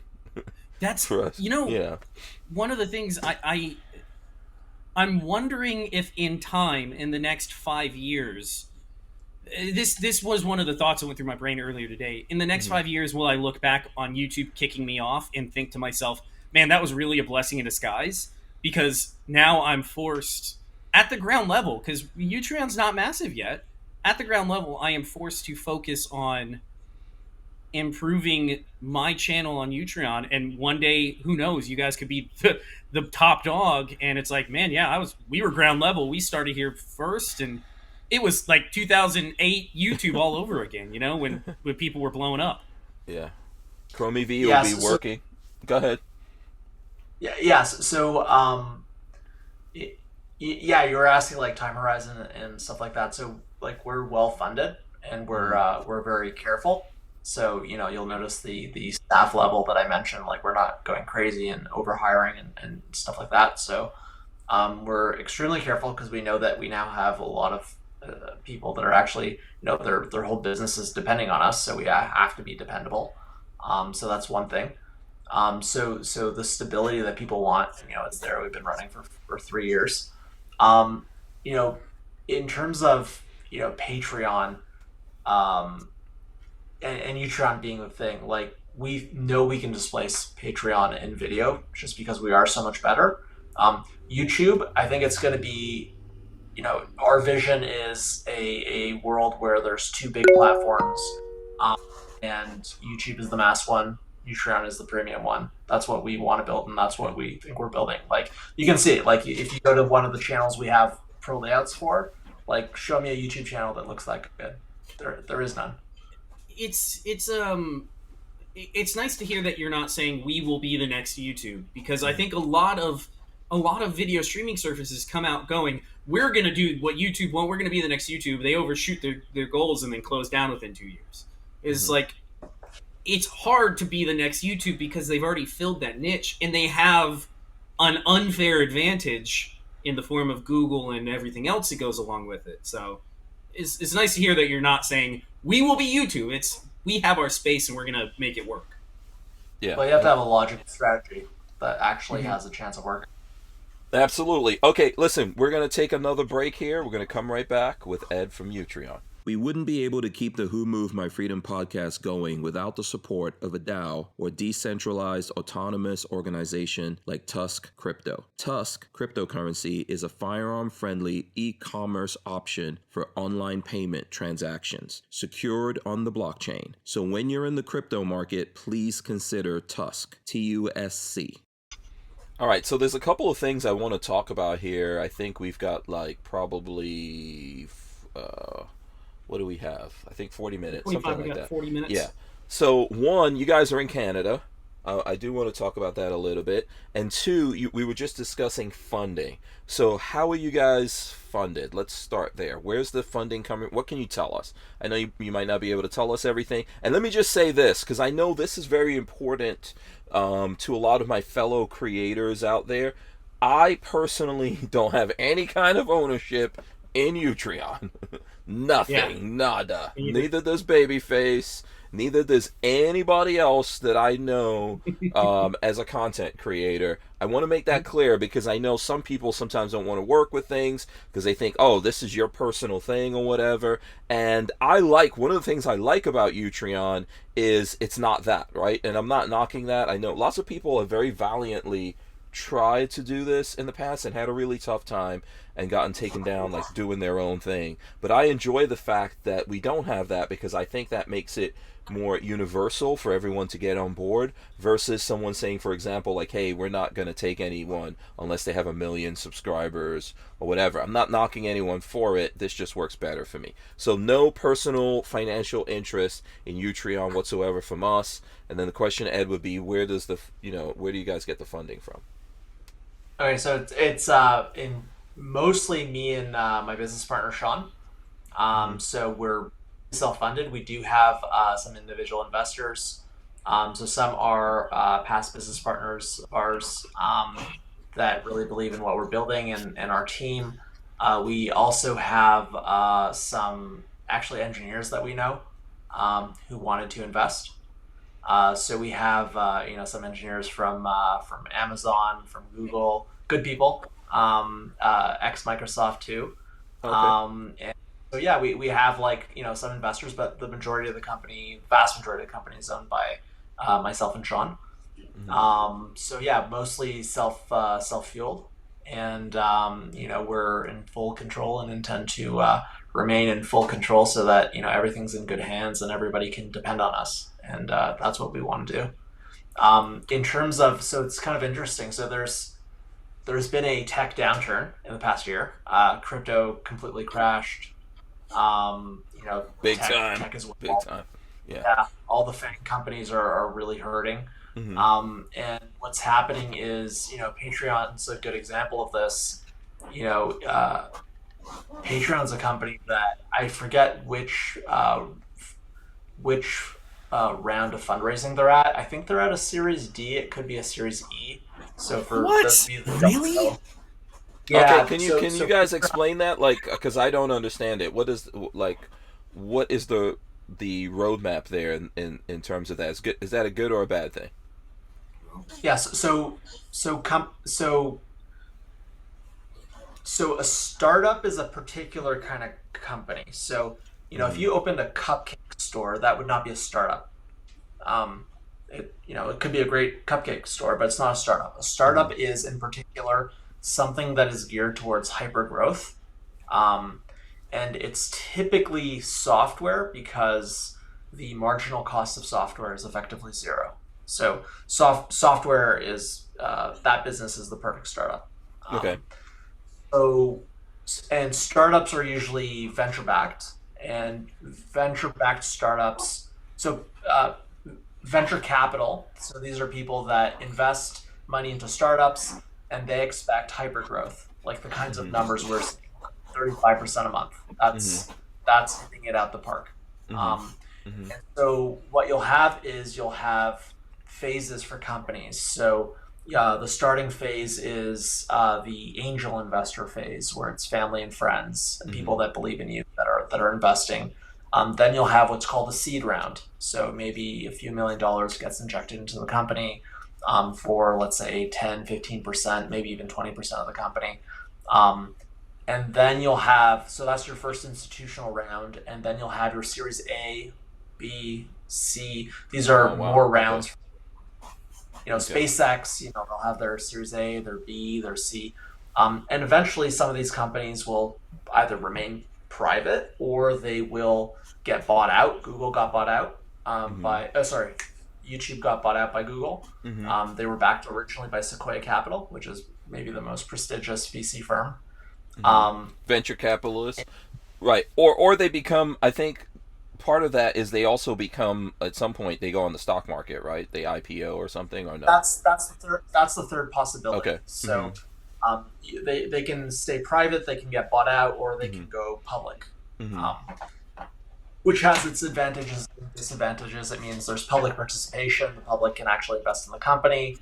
It also puts a lot of burden in terms of reporting. You have to do audited financials. There's a lot of work around being a public company. So it does have its downsides in terms of company efficiency because now you have more bureaucracy involved with the company. But that's basically how these startups work. So Patreon, they're private still. I forget if they're on their Series D or E or what they're on, but the last valuation they raised at, it's known that it was $4 billion. So this is prior to the downturn. Wow. But the problem with downturn is, if you have a downturn and your valuation goes from like 4 to like maybe 2 billion, what that means is you now have to cut your staff by half because you have to cut your expenses by half because you're not going to be able to raise at a $4 billion valuation anymore. And maybe you were expecting to raise a $6 billion valuation. So Patreon, they announced, well, two things happened. One is they sacked their security team. They said that they were, what they said is that they, instead of having a specific security team, they have people that are taking care of security within their operations. Yeah, I remember that made the news because everyone was like, okay, this is the end. That's a terrible idea. Especially when you're a financial company. That's a terrible idea. Well, and it also, just to not to cut you off there, Ed, because I think this is really interesting, but, so you would think like, oh, wow, these guys got 4 billion or they got 2 billion. That's a lot of money. But why is it even taking that much money for them to keep going here? So that's not what they took. That's their valuation. Okay. Oh, so okay, the valuation. Okay. Yeah, if you were to invest 400 million at a $4 billion valuation, you get 10% of the company, let's say. Oh, okay. So they are taking less. But yeah, when you have a downturn like this and the valuations go down and you were depending on doing your series, F or whatever at 6 billion, and now you can only raise it 2, you kind of have to cut the staff by 75%. Wow. So these companies, the euphemism is a RIF, reduction in force, and you've seen all the tech companies do them. Yeah. But so far they're only doing these haircuts like 10%. Well, even Google, I think Google fired 12,000. Is it 12,000 people? Amazon had 18,000. Wow. Okay. Like that. Yeah. And that would be small for them. That's small. Right. Okay. Yeah. Yeah. So some of them are doing the haircut riffs. Some of them are doing what you'd call a gentleman's riff, which is you say, okay, we're just not hiring, we're doing a reduction through attrition, or, we now say everybody has to go to work and whoever doesn't want to, that's how we sort of reduce staff. Okay. So yeah, Patreon. So first thing they did is they fired the security team, and then they announced a 17% RIF. And in the letter to the public or the employees, I forget what it was, Patreon said that the reductions were concentrated in foreign operations, meaning offices in Europe. And what we found with the European market is Patreon essentially has no presence there almost. Okay. So that's wide open to us. So that's a really interesting market for us right now. Okay. Interesting. And along those lines, I almost think that if Elon Musk didn't buy Twitter, they would be having even more savage cuts. I'm interested in hearing your opinion on that. Yeah, so Twitter has been a big disappointment to the investment community in the sense that they IPO'd and their stock essentially went horizontal. And people are hating on Elon Musk for going in there and firing so many people, but the truth is that company was grossly unprofitable. They were not moving and taking decisions at the pace they had to be, and I'm sure obviously when you cut that many people, you're going to cut to some extent the wrong people. That's definitely happening. But the notion that Twitter couldn't survive with only 2,000 employees is ridiculous. That's number one. And two, it looks like they're shipping faster because they're taking decisions faster. So, and also cutting staff is very important for Twitter, which just overhired, obviously. and also they've been doing stuff like Twitter Blue to be able to monetize and get the company to be financially stable. So, mistakes are going to happen when you're moving that fast and dealing with something so big and so complex. But I would give Elon Musk very high marks for what he's doing. Yeah, I can't remember his exact name right now, but there's one of these conservative guys that grew up in New York and lived in L.A., and I think he's in Florida now, I want to say. And he was complaining on Twitter to Musk that his Twitter is there's still something up with it. Like, I feel it's the same thing for my Twitter, that it's not really going anywhere despite what they're doing. Musk actually invited him out there and had a team of engineers looking at his Twitter page, and it was so convoluted, there's so many problems with it that Musk was telling him, yeah, we might have to like go ground up with the software and all that kind of stuff, just to get rid of all these problems that are in the algorithm, or like flags and all that people have. Yeah, I read that story. So that was Dave Rubin. Yes, there you go. That's it, Dave Rubin. Yeah. Yeah, and what they found is that, so what they originally found was that profiles on Twitter had these tags, and these tags would up or down regulate them in terms of the algorithm. What they actually found out is that there's that level of tags, but there was a different tagging system that was actually deeper in the code or somewhere else in the code. And the three flags were, I think it was like recently banned or recently moderated, something like this. Yeah, like so if they took any kind of action against you, it just never goes away. Which is what I think is happening on YouTube to me, for example. I've got 127,000 subscribers on YouTube, and we're lucky if I put up a video and it gets 2,000 views. The weird thing is, a couple of months ago, we put up a video, got 400,000 views. So that's like a massive extreme, but the norm is like we're putting up videos on a regular basis, getting 1,000, 2,000 views. There's got to be something like that that's pushing that channel down.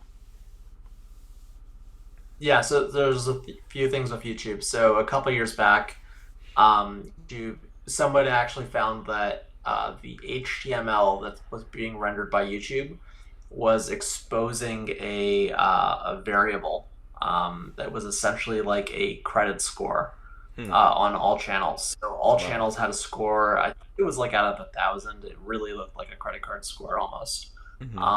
And channels were being scored manually by YouTube in many cases, and that was pretty clearly up or down regulating their exposure and their reach, which was pretty interesting. They quickly patched that up. That's no longer exposed, but it was really interesting to see what the system was, and even screenshots about it. Like, that's one of the crazy things, like just the transparency of what's happening out of Twitter. Seeing how that system worked and how the tags worked and what the tags were and who they were being applied to. You have to imagine there's something very similar at YouTube. Yeah. And so you guys, would you say that, the Utreon algorithm is a lot cleaner than that? I mean, how do you guys have anything like that going on at Utreon? Nothing that is arbitrary. So, for example, if you're a guest on the front page, you won't see any content that has a content rating that's above 13 years of age. And that's because as an account, we don't know how old they are. So stuff that kind of makes sense. Okay. But yeah, nothing like we don't like this guy, don't show his videos. Yeah, that's what YouTube does to us. So notice I have a brand new shirt on. Babies love to vomit right on top of it. I figured something like that happened. That's why you took off. Curdled milk right on my shoulder. Okay, yeah. We were just talking about what's going on with Twitter and how you just told me the name. What's the name of the guy again? The conservative guy. Sorry, you're breaking up. Yeah, what was the name of the guy that Elon Musk invited up? Dave. Dave Rubin. Yeah, Dave Rubin got invited up there, Patrick, and they took a look at his Twitter and there's just all these things on it, all kinds of flags and Mm-hmm. switches and stuff like that turned on. So, Mm-hmm. okay, Yeah, so he had a flag for recent moderation, yeah, and I think the flag was based on something that happened in 2021. So yeah, just like crazy. yeah, those things I don't think ever go away. And what Ed was saying was almost there was a thing that came out a couple of years ago with YouTube that exposed the fact they almost have like a credit rating system for all the content creators. It's like social credit score, I'm guessing. Yeah, yeah. And somehow, their code got messed up, and that was exposed, and then they covered it up. But I'm sure that's still out there, and that's what's going on here. So with you and your partner being owners of this, when it comes to funding, you're not looking for funding from other places. You want to self-fund through advertising. What's the business plan? So we do have some investors. So for early companies, early startups, what they do is they take investment at what's called a valuation cap. And the purpose of a valuation cap is to avoid having a priced round because there's taxation consequences of actually putting a price on the shares. So we're raising using, and the ubiquitous instrument across Silicon Valley is what's called the SAFE, simple agreement for future equity. So Okay. Essentially, we've been raising small amounts at increasing valuation caps. We are open to new investors, but yeah, we don't necessarily need to take on too much capital, especially at low valuations because, low, it's already pretty nice, but the earlier we take money, the more dilutive it is. So Okay. to us, it's never in our interest to take too much money. Okay. We're always better off delaying it, and we have no lack of people that we have existing investors that want to reinvest, and we'll sometimes tell them let's wait till we get to a higher valuation because again we're just growing so fast that it doesn't make sense to take too much on. But for example, we don't have any investors that are in the firearms community specifically, and that would be kind of cool. Okay. So yeah, Okay. we'd just be interested in just having, in a sense, maybe some representation from that community. But, Oh, okay. So, yeah. so for example, if people like I know, in the van world, there's a company called Mod Vans, and they're on WeFunder. So basically, as a person, I could go there and buy into their stock. Do you guys have something like that going on? That people do it, or is it a transaction that has to happen directly with you guys? Yeah, so the SEC created a special kind of authorization under which you could raise up to certain amounts of money without having the requirement of having a publicly traded company. So it's a bit of a compromise between the difficulty of administering a public company and being able to get more private investors. We don't want to do that because Okay. we don't want to have a cap table with like hundreds and hundreds and hundreds of investors. For us, it's better to have just very focused people that are seriously behind us and just a manageable group. And so far we've been managing that pretty well. So we have a clean cap table, relatively speaking, and yeah, we want to keep it that way. Yeah, it makes sense. And maybe, if you have someone out there, either in the firearms industry or just a big YouTuber, I don't know, that has like 10 million subscribers or something, and a couple of $1 million burning a hole in his pocket, he can invest. We're going to take a break and come right back.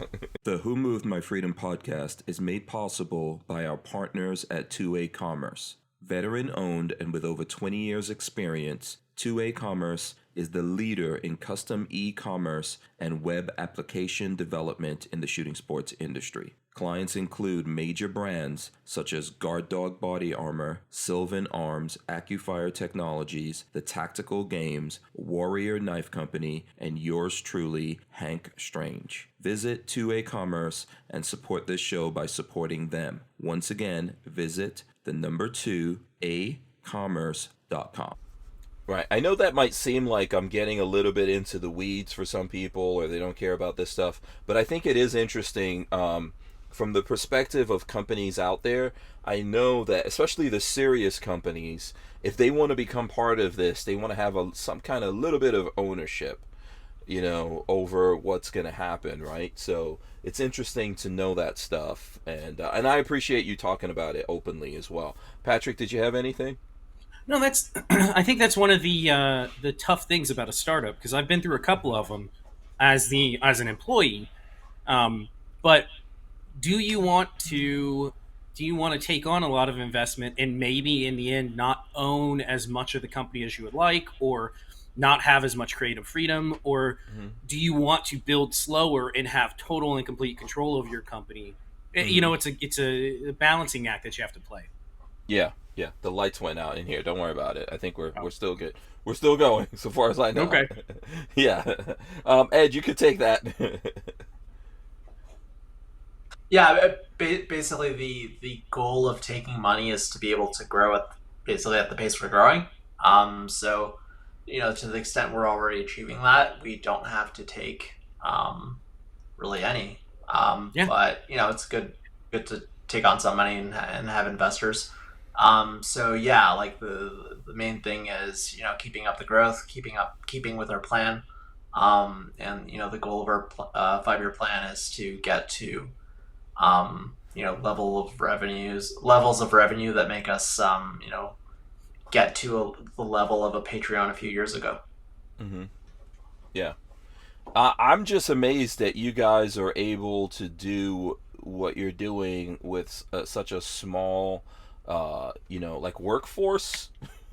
And then other companies need these massive workforces and can't really do anything. I don't know how that susses out. So yeah, well, so essentially at this stage of a hierarchy, like everybody's an individual contributor, meaning you don't have purely managerial people who are just managing people. Everybody is either committing code or handling support or doing something that's productive.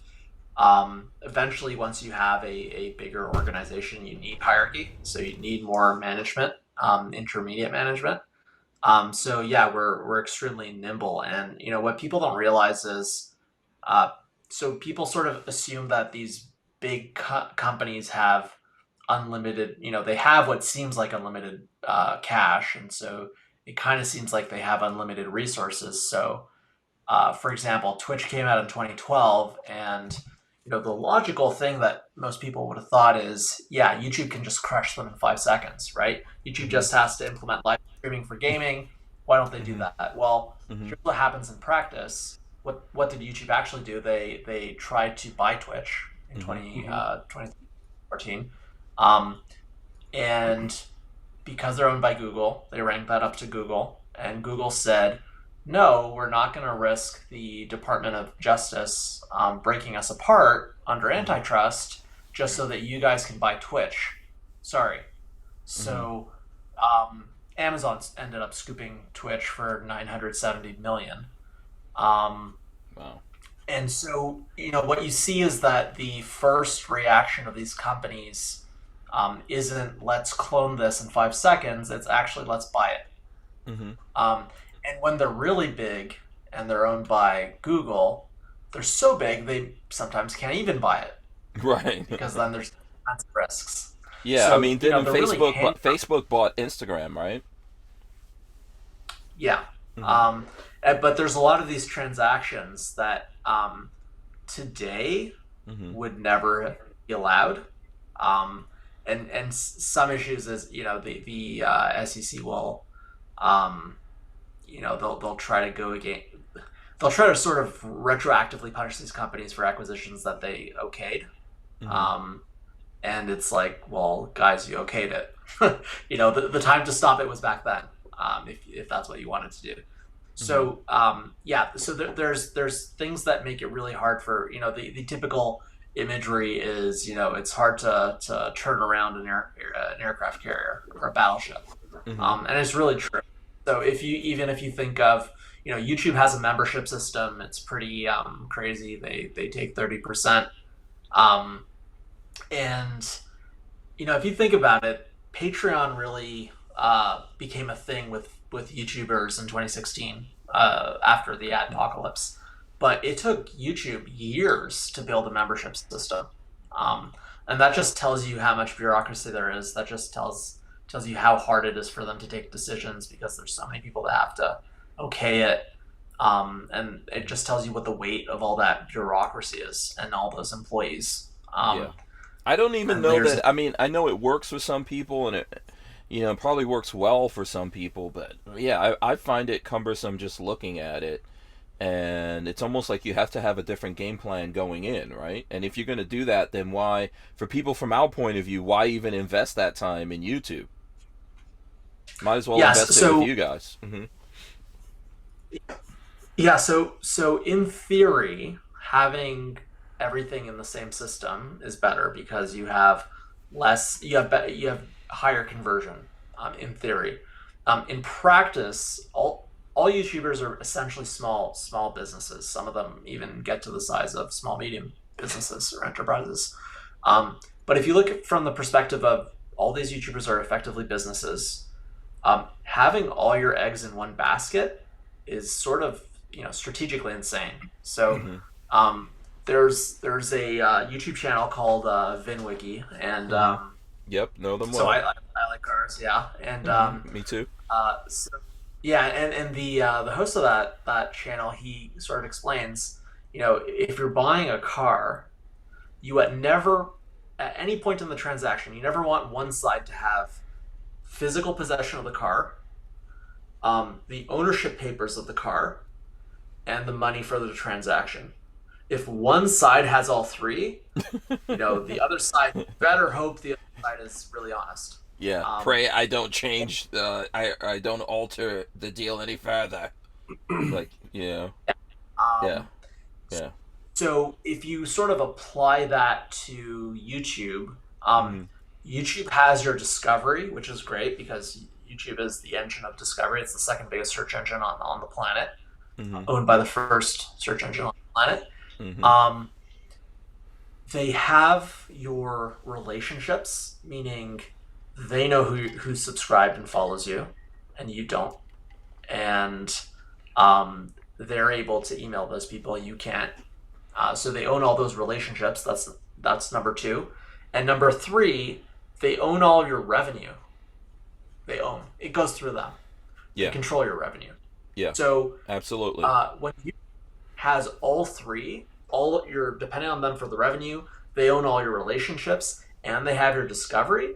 You're like in that car situation. It's insane from a business perspective. Yeah, it's nuts. It's like, for example, Patrick, before they deleted the channel, they had demonetized him. They were running ads. My content was not advertiser friendly, and they couldn't share any revenue with me, yet they were running ads on my content. And making money. And making money. And they do that to a lot of people. It's Walter, for example, with Dirtfoot Racing, just hit 1,000 subscribers. I don't know if he even hit all the other hoops you have to jump through, but they're running ads on his content. Yeah, it's like, Again, they're the Dropbox of the internet. So they're storing all this video. The bandwidth is very expensive. So there is that argument, but yeah, it's just incoherent to say we can't ad share with you when they have an ad share system and they're running ads, but they can't ad share because you're not ad safe. That's completely incoherent. It doesn't. It doesn't make any sense. Yeah. I think that we just somehow fell into this trap with these guys, right? Or they just grew. It just grew like this. Maybe this was the intended purpose all along. Yeah. I don't personally. I don't think it was all along. I think this is the natural order of things when it comes to. There's a certain type of person who has been working big tech for a long time. Silicon Valley and the investors in Silicon Valley have always brought in a more left-leaning investor. They always tend to be left-leaning.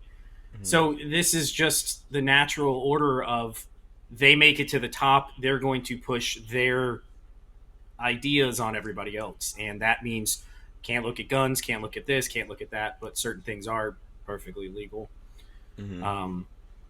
I personally, that's just how I feel. It's you allow, I don't want to say bad folks, but you allow folks that don't have your best interest at heart to rise to the top, and then we wonder why we're not being taken care of. Yeah.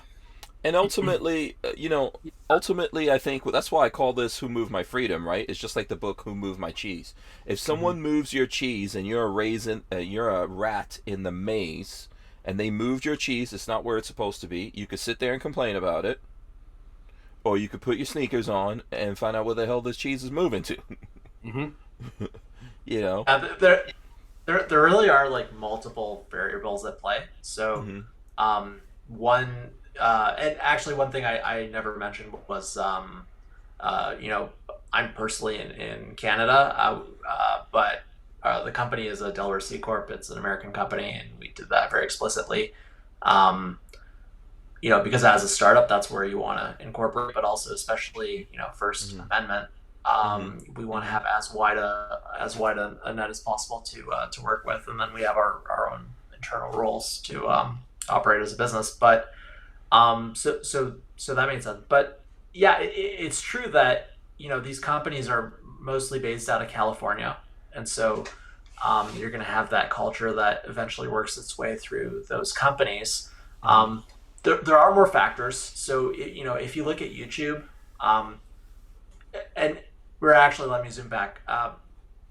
The California factor, that was very apparent with Twitter. I forgot the name of the Twitter lawyer, but the Twitter lawyer went with the CEO on Joe Rogan. Oh, Indian woman. Gade. Something Gade. Yeah. Yeah. Yeah, and Tim Pool was making the point, like, yes, your rules sound objective, but what you don't understand is you're reading your political interpretation of things. Your political interpretation is literally the premise of your rules.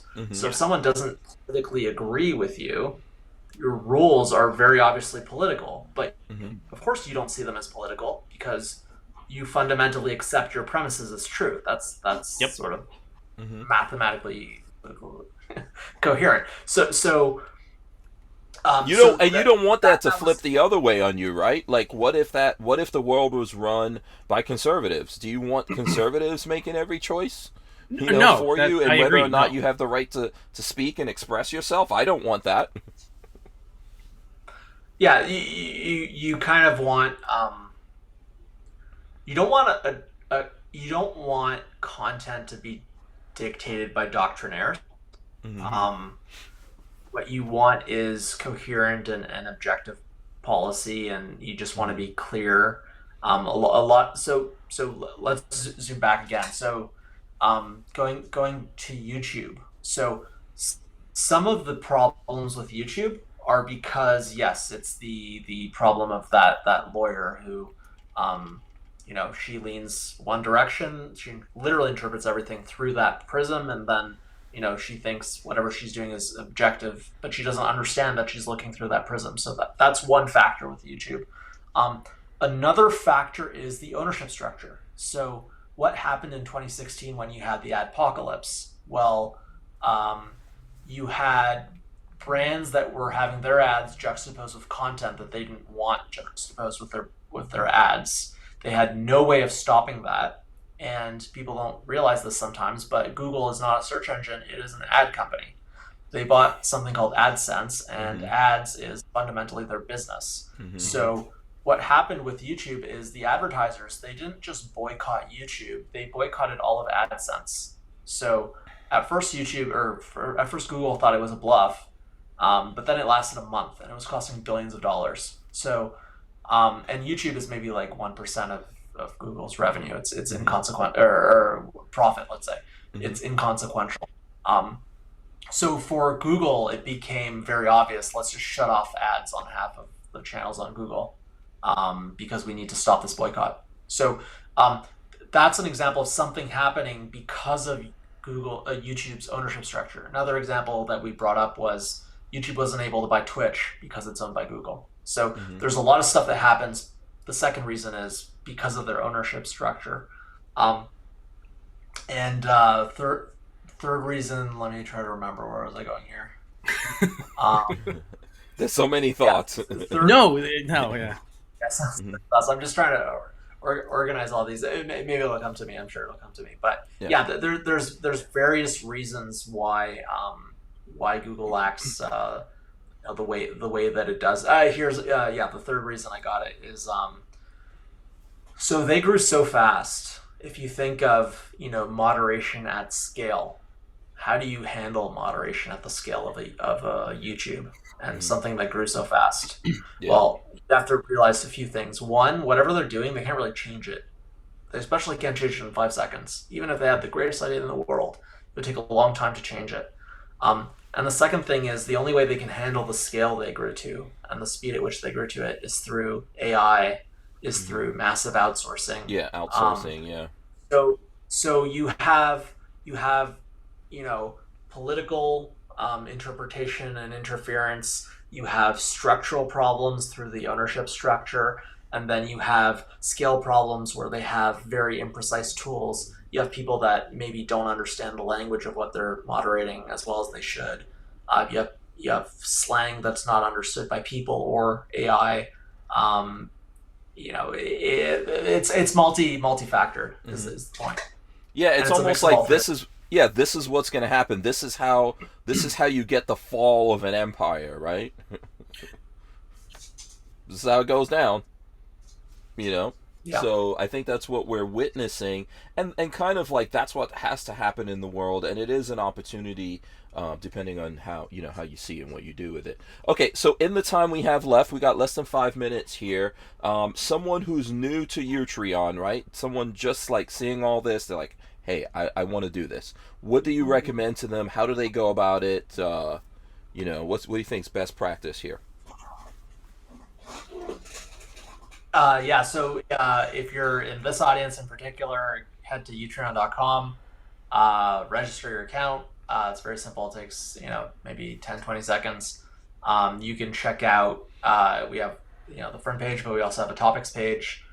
You can check out firearms. You can check out history, anything you're interested in. You're interested in cars, you can check that out. We're having more and more content in all of those topics. Search for the creators that you follow on YouTube. See if they have a Utreon page. If they have a Utreon page and they have subscriptions, see if you want to support them. If you're supporting them right now on Patreon, and you like how Utreon works, switch over your support. And that's really what helps us grow, what helps us get more and more creators. And it's really a question of momentum. And, we have pretty good momentum right now where we, keep working at it. And I think that's, the combination of what's going to make this work is, we're efficient, we're persistent, we think about what we're doing pretty carefully. And I think we're making all the right choices to end up being really, the platform that can sort of really challenge Patreon and eventually have some sort of situation where, there's YouTube, but there's also us, and we actually create a safe haven and a place where people can thrive. Mm-hmm. Absolutely. I don't know if Patrick has any questions, but go ahead, Patrick. Do you have one? Nope. I would say, so if someone signs up and there's any issues, like people told me, oh, I've signed up, but, I thought they were going to pull stuff over, stuff didn't get pulled over. Any issues come up, what do they do about that?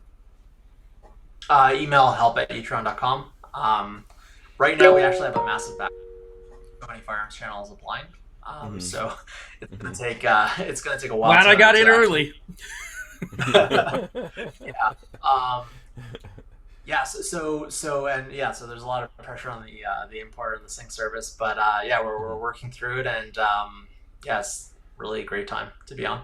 Yeah, I think that the best thing here is that we did establish this relationship with you. Not just me. I know that John Crump is the one who brought you to my attention. You actually took time and went to the Iraq veteran event that they have every year. And then there's been lots of big creators that we've mentioned here getting on board and doing things, and I would welcome other people to do it as well. I think that just the fact you guys communicate is really a big deal. So what we're gonna do, I don't know if Patrick has any other things here, but if anybody is listening, we wouldn't be able to keep the Who Moved My Freedom podcast going without the support of manufacturers like Safety Harbor Firearms. SHF is a quintessential family-owned small business, totally representative of the American dream. Safety Harbor Firearms is a Florida-based manufacturer of the compact entry stock and the SHTF 50 upper for an AR-15 lower. Also, SHF happily delivers on your Sten gun parts needs. So don't forget to check out stenparts.com and safetyharborfirearms.com. And just a quick thing, like I didn't even get to show this, man. The Henry 22 LR pump action. Babyface, we'll be doing some stuff with this. You guys will see it. And it's going to wind up being on Utreon because, that's how... I think that's just the best thing to do. Might as well make that investment now into getting the gun I can't even post on YouTube. I don't know if everyone's aware of that right now because I have a strike. I cannot post to YouTube. So, but we are going to continue doing this. They're going to have to, drag me out of here kicking and screaming and all that kind of stuff. So we're going to keep doing this and doing it through Utreon. I really do appreciate Ed coming on. He's done it in the past, and he's very helpful to us. I'm always messing stuff up behind the scenes, and these guys help me out.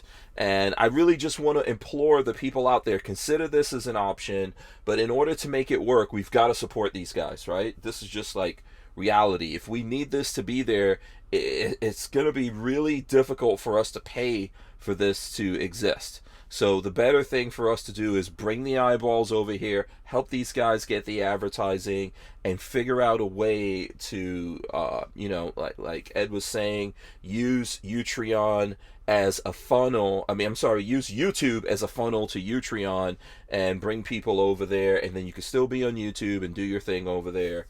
And and you get the best of both worlds. I'm going to give both of these guys a chance to speak here, and then we're going to go through the regular wrap-up thing. Let me start with Patrick. What do you want to say, Patrick?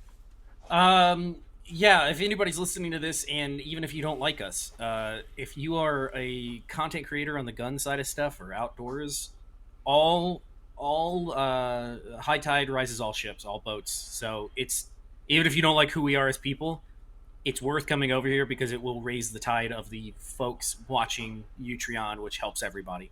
And I hate to say it, but YouTube's coming after you. They're going to come after you whether you like it or not. Get your stuff backed up now. Yeah. And tell people how they can find you on Utreon, right? Utreon.com/C/babyfaceP. I wish you guys would get rid of that C because it'd be so much easier if I could just say /babyfaceP. Utreon.com/C/babyfaceP. If you want, you could go over there and subscribe. Otherwise, all my content is backed up there, and we're moving forward. This train doesn't have any brakes. We are continuing on. And now that I am full-time Utreon person, we're not going to neuter any videos. Next series coming out is going to be about building a set me, and I'm going to show you everything. I'm going to show you exactly how I weld and all my settings and all the other stuff that YouTube would never let me do. Yeah, very important, valuable stuff that's disappearing off YouTube every day. So please support Patrick. And then I'm going to go to Ed. Oh, Ed, you also have another mission. You got to get rid of the C. You got to drop the C. Yeah, we're going to look into that. We basically have to just reserve some URL paths that we need channels not to intersect with. Basically I would say, and Patrick was mentioning... I think it was Recoil Magazine that got its channel taken down. It's one important point is once a channel is taken down or once you're forced to unlist a whole bunch of videos, it's very hard to import or get that content. It might even be impossible. So, people need to move over to get to a safe harbor. Yeah. Yeah, don't wait for this to happen to you. It's going to be tough. If you're still listed on YouTube as a content creator in good standing, let Utreon's team use their use their tool to automatically bring your content over, so you don't have to go and upload it all manually. Just let it do it. I think even before we got on board with Utreon, there were lots of videos that got removed. So Lola and I probably have like 400 or 500 videos you got somewhere tons that's of not stuff even that you on need to Utreon. re-upload. Yeah, Yep. and it's not even on Utreon. So, and we haven't done it yet because it's not easy. So yeah, that was really, really good advice. Anything else you want to say to people before we wrap this up, Ed? No, listen, it's a pleasure coming on the show as always. And let's do this again. Yeah, absolutely. Thanks so much for coming on. I don't know which one of you guys is going to drop words of wisdom on us. I don't know if you have some, Ed. Let's go with Ed, because I don't have anything at the moment. Yeah, Ed, you've got a couple of seconds to come up with words of wisdom. You're going to have the last word. I'm going to run in the end. Big thanks to everyone out there for watching this and listening to this on audio. I did want to say this. Let me pull this up real quick because I was looking at the places. I always talk to you guys about the places that people watch and listen to us, and I could tell you the United States is number one. Here, I'll show it right here. United States, Canada, United Kingdom, Germany, Australia. Shout out to all those people out there who are watching us, listening to us, and all that. We really do appreciate you guys. Help us spread the word, get the message out there, and I think we're doing this tomorrow. I know everything's a little crazy right now. There's a whole bunch of different stuff going on, and believe it or not, I'm about to spin up another podcast about vans. So yeah. my life is only getting crazier, but I'm going to run in the end. We're going to come back, and Ed from Utreon is going to give us the words of wisdom. All right, guys, thanks so much for joining us here. We're going to rip the audio out of this and throw it up on iTunes and all your favorite places to get your audio podcast from. We're part of the Firearms Radio Network. You could get us on Audible. You could go to hankstrange.com and download the podcast. There is no excuses for not listening to Who Moved My Freedom.